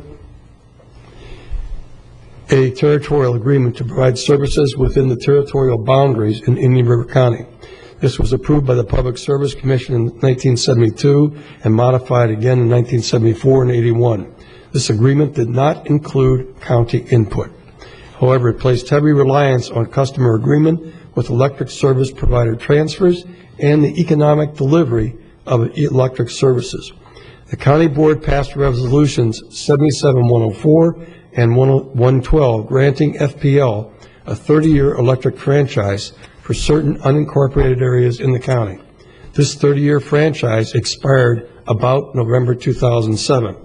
It does not appear that it's been renewed by the city, by the county and or by FPL. There's no similar record found in the city clerk's office or in the county clerk's office granting an electric franchise by county resolution or by entering into a contract with the city similar to Indian River Shores to provide for city electric service to the unincorporated areas of the county. I can't explain the differences in approach or why it hasn't been done. I request the board to investigate the need to renew these resolutions 77104 and 112 and also to determine if a similar resolution or contract similar to the Indian River Shores is needed for the county to authorize the city to provide electric service to county residents. If so, then it may give the county leverage to negotiate a better arrangement for county residents. The third issue relates to water and sewers. The county granted 30-year water and sewer franchises to the city in County Resolutions 8713 and 8714, which expire in 2017 unless the county gives 5 years' notice to the city in 2012 that it intends to renew the franchises. Previously, these were agreements, a 10-year agreement that was entered into between the city and the county under contract, and then there was an amendment that was made 14 years later. Why a 10-year agreement was amended after the 14th year, I don't know, but it was superseded by these 2 county resolutions. The county should ensure that adequate planning and budgeting is performed in the next 3.5 years prior to the county having to give notification, with input from county residents who receive city water and sewer services to ensure that a county analysis has been done on continuing the franchise agreements or that other alternatives have been considered. Please recall that the city's February 2007 water and sewer utility studies was done with virtually no input from the county and with stated potential capital costs for 4 options, ranging from 50 to 113 million be passed on to the customers, including the 60% that are outside the city. These options, as stated by the city, could impact on county customers' bills by $13 to $25 per month. Fourth, I wanted to alert you to the interest by the city in annexing the city's utility services in the county. As we've mentioned, the cities provide $11.6 million to the city's budget. For the southern part of the island, we took an example, which was I presented in January, and with the assistance of Jason Brown was corrected. A $500,000 house in the city portion of the southern part of the island and in the county portion of the island would have a difference of $427 in ad valorem taxes only. That's the only difference. If you took the $8.3 million that essentially is coming from the southern part of the island that is received by the county, and which represents 14.5% of your budget, with the city being about 50% more in terms of its millage, that's about $12 million. By adding on just the southern part of the island, the county could offset the loss, the city could offset the loss that it would have from the utilities. So there is interest in annexing the crescent of utility service areas around the city to make up for lost revenue. It's something you should be concerned about. I know there have been issues with regard to the interlocal agreements, but you should be concerned about that. That's a way of making up lost utility money and lost budget money. It's really important that the county support the 19,000 county residents who are in each of your districts in this critical election year and with regard to these issues. Just because the legislation is passed for a referendum, it does not mean that the referendum is passed. It doesn't mean that we have participation in the development of that charter. There really is the need for multi-jurisdiction representation, and we need the county's support. Thank you very much for the opportunity to speak to you. Thank you very much, Dr. Faraday. This has all been a wonderful example of what a public citizen can do in our community. You have done a yeoman's job. There's been a lot of support. Yes. Thank you. Commissioners, any questions or any comments? Go ahead, Commissioner. Just, Dr. Faraday presented a lot of some technical stuff, and I'd like to have maybe staff run it through and come back to us the next week or two with some recommendations when we've had time to digest it, because he did give quite a bit of information there, and I'd just like a little time to sit and read it and digest it and stuff. But again, echoing the comments Commissioner Bowden made, you did do a lot of work, and to be commended for that. Commissioner Davis? Yeah, Madam Chair, I had the opportunity to hear the presentation and some of the issues down at St. Edward's Upper School. Along with me? Yes. And, it was a great presentation then, but I think that Dr. Faraday has done everything that we've asked him to do. We've asked him to go back and to the municipalities and go through the process, and I think that really it's our turn now to work with these 19,000 residents that are in the unincorporated area. And Commissioner O'Brien is right on point. Now we need our staff to digest what the ramifications are of what Dr. Faraday has put in front of us, and for us to move forward with this. Thank you. Any assistance I can provide, please? Well, there's going to be plenty, I'm sure. I'd just like to point out, with Amendment 1, cities are going to be looking to annex. It's a way out of Amendment 1 to increasing revenue very quickly. Counties don't have that option. We can annex, but cities can annex and reduce our tax base and increase theirs very quickly and be able to balance their budget. And it's a real inequity that we need to talk to the legislators about. It's as an addition to the electrical problem. If I may mention, I came from Virginia, and that was a problem that was experienced in the state of Virginia. And the state finally put controls on the cities and the ability for annexation without county concurrence, because it was leading to exactly that problem and significant budget impact on the counties and the state. Well, when this is completed, I'd like to have you help us with the other problem we have with the annexation. But I'm probably the only one here that this affects, because I live outside the city and I do pay city, so I understand where you're coming from.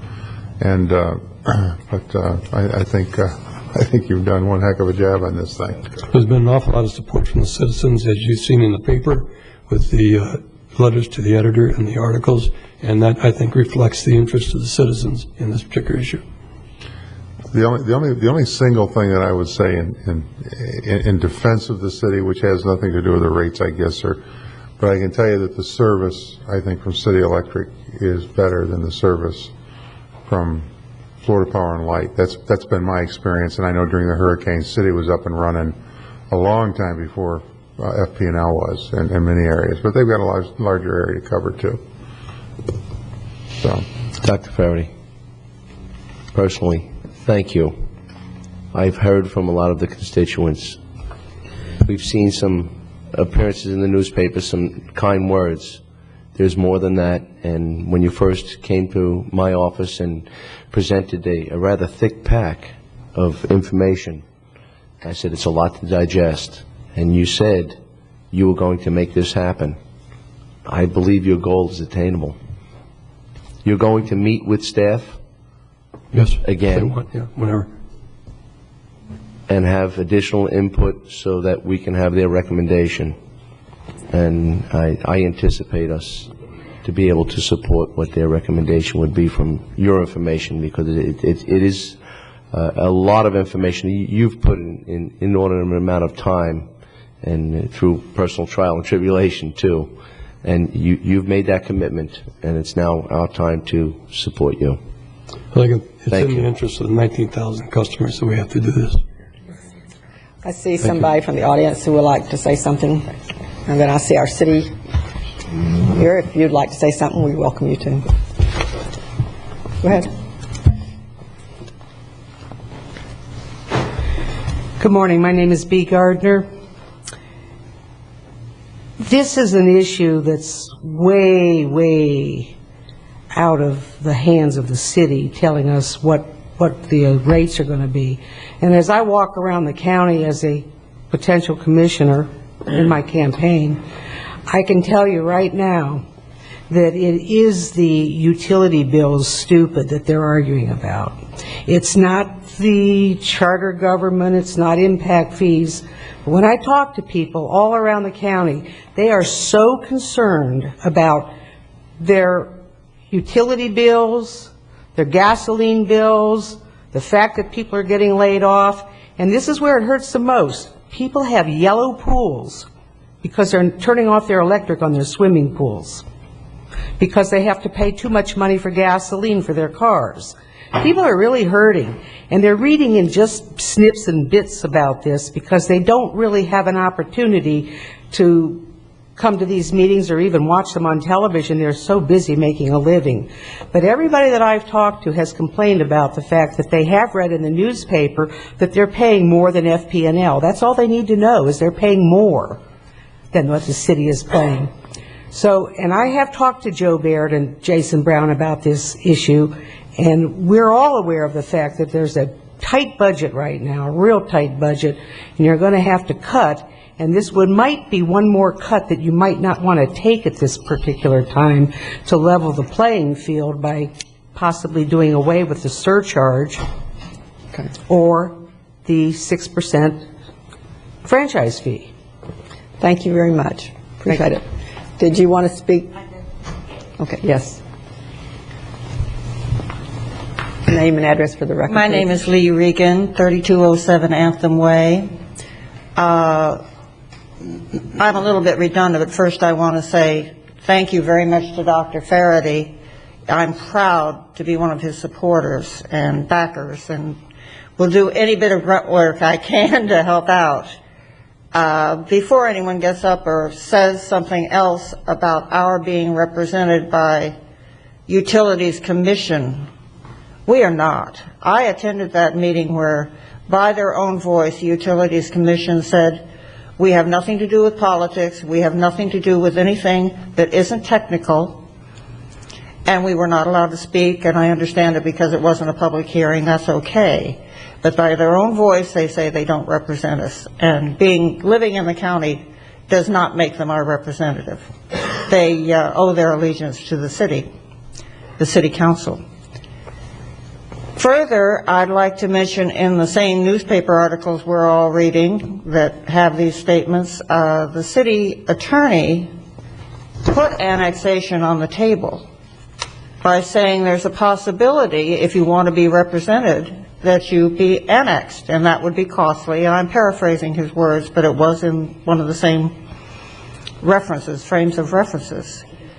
I don't want to be annexed, and I don't want to pay the high electric bills I've been paying. I moved from one place 2.5 miles further and got, from FPL, got hit with Vero Electric, and I've lived there 3 years in Trillium. This is not the city's fault, not the county's fault. I was told that I would be on FPL. I won't sue the developer because that's an effort and futility. I've also been told that I can't say good morning in 5 minutes, so I would just certainly ask you to please stand with us. Thank you. Thank you. Appreciate your coming and sitting this long. Would you like to say something? Yes.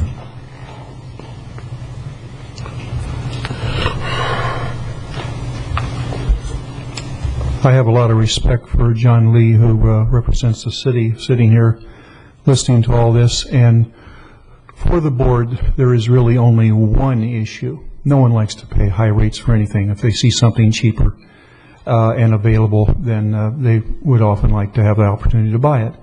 And the issue, the one that will weigh most heavily in your mind, is the city's ability to surcharge us county residents 10% on our bills. That money, about $7 million from our group that's not in any city or in River Shores, goes into the city budget, not the utility, has nothing to do with reserve funds or anything. It goes to operate the daily operations of the city of Vero Beach, of which I receive no effect from. So I'm subsidizing a city I don't live in. I don't want to live in, even though I admire the city of Vero Beach. I love being a county resident. I love being represented by you. And I hope you will be my representative in this tough issue of helping us move away from the sucking of the money of the 7 million times year after year after year, of which we get no benefits. Thank you. Thank you. Anyone else?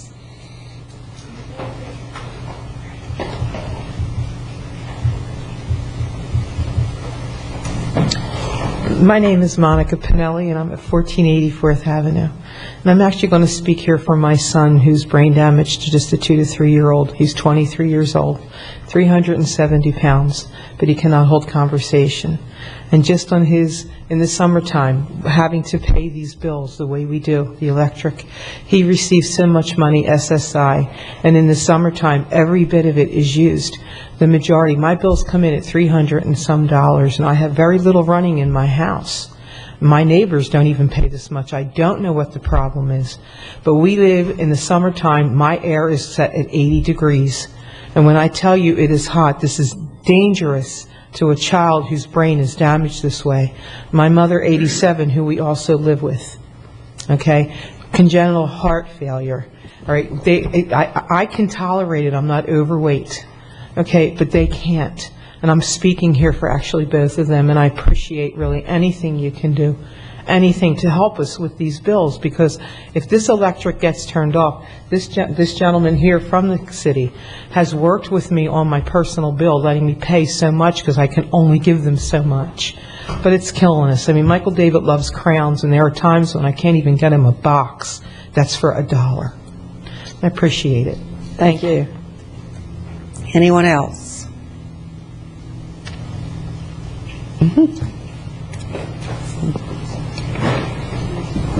Good morning, Mr. Lee. Good morning. Welcome. John Lee, Customer Service Manager for the City of Vero Beach. Dr. Faraday has suggested a great many things. He's taken it to Representative Mayfield, who's put that as an amendment to a piece of legislation that is passed that will be, I believe, signed by the governor shortly. Obviously, as soon as we get that legislation, we're going to have some marching orders for what to do.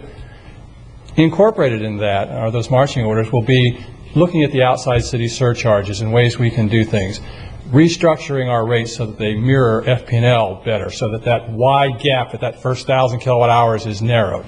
All these things will happen. We can do cost of service studies. Now we can do all these things. So What Dr. Faraday is asking will happen. If it will happen exactly the way he wants, I don't know yet, because we're going to have to look at that legislation and determine how to do it, because there's interesting things in it that we're going to have to decide how to get representation from customers as opposed to voters. That's an interesting dilemma that we're going to have to deal with the supervisor of elections on, how to handle that. So there's a lot of technical issues that are going to have to be worked out very quickly. We're going to proceed exactly as that bill dictates we do. Thank you. Thanks. Thank you for coming. Yes. Absolutely. I understand what John's saying. He has to protect the interests of the city. At the same time, I heard no word with regard to participation. What I heard was we have to determine, again, the absence of participation. There's a lot of mixed issues that were also presented, surtax, et cetera. There are issues with regard to the city municipal surcharge on county residents. I researched the statutes. The litigation, rather. The litigation has essentially been with regard to the applicability of that. That's been decided by the Florida Supreme Court that you can have that applicability of the municipal surcharge. What has not been decided by the court is the constitutionality of that under the U.S. Constitution and whether or not you can, in fact, have taxation without representation. That is an issue that is being discussed in some quarters. So that may be pursued in the future. The city's got the opportunity, please understand, to file litigation against the state with the statute that's pending, as you saw in the newspaper. That is a possibility. It could still stop the legislation from going through by challenging that particular part. Again, I urge the city and I urge the county to allow public participation and jurisdictional participation in the development of the referendum. The county is equally as capable of knowing how a referendum can work for customers as is the city. Why not have joint opportunities for it? And also, particularly in the development of the proposed charter. That needs to be done jointly. Thank you. Thank you. Okay, Mr. Baird. Staff will look at all of this and work with the doctor and Yes, I'm going to, in come fact, back Jason's here to get right with Dr. Faherty right away, and we're going to start working because we think this is important to our residents, because that surcharge puts a lot in the general fund of the city, and our residents are offsetting the general fund of the city, and they don't get those services. And it is represented. You know, they aren't being represented, and they need to be. So would you continuously give us a public update Yes. where we are and what we need to do each step of the way? And we will be in tune with you and Madam Chair, go the distance. I don't know whether we necessarily need to or not. If we are directing staff, or just the administrator may need some kind of a vote ahead. Do you want to vote, or you've authorization, got or your you marching good? orders? Either's fine. We know we've got marching orders now. Well, then whatever you're comfortable with, Madam Chair, but I just want to make sure that Dr. Faraday has done everything we've asked him to do. Right. And he's followed the proper procedures, and now he's asking for our help, and it's time for us to carry our end of the log. And we said we will? Yes. Loud and clear. And staff will be back with us publicly. Thank you very much.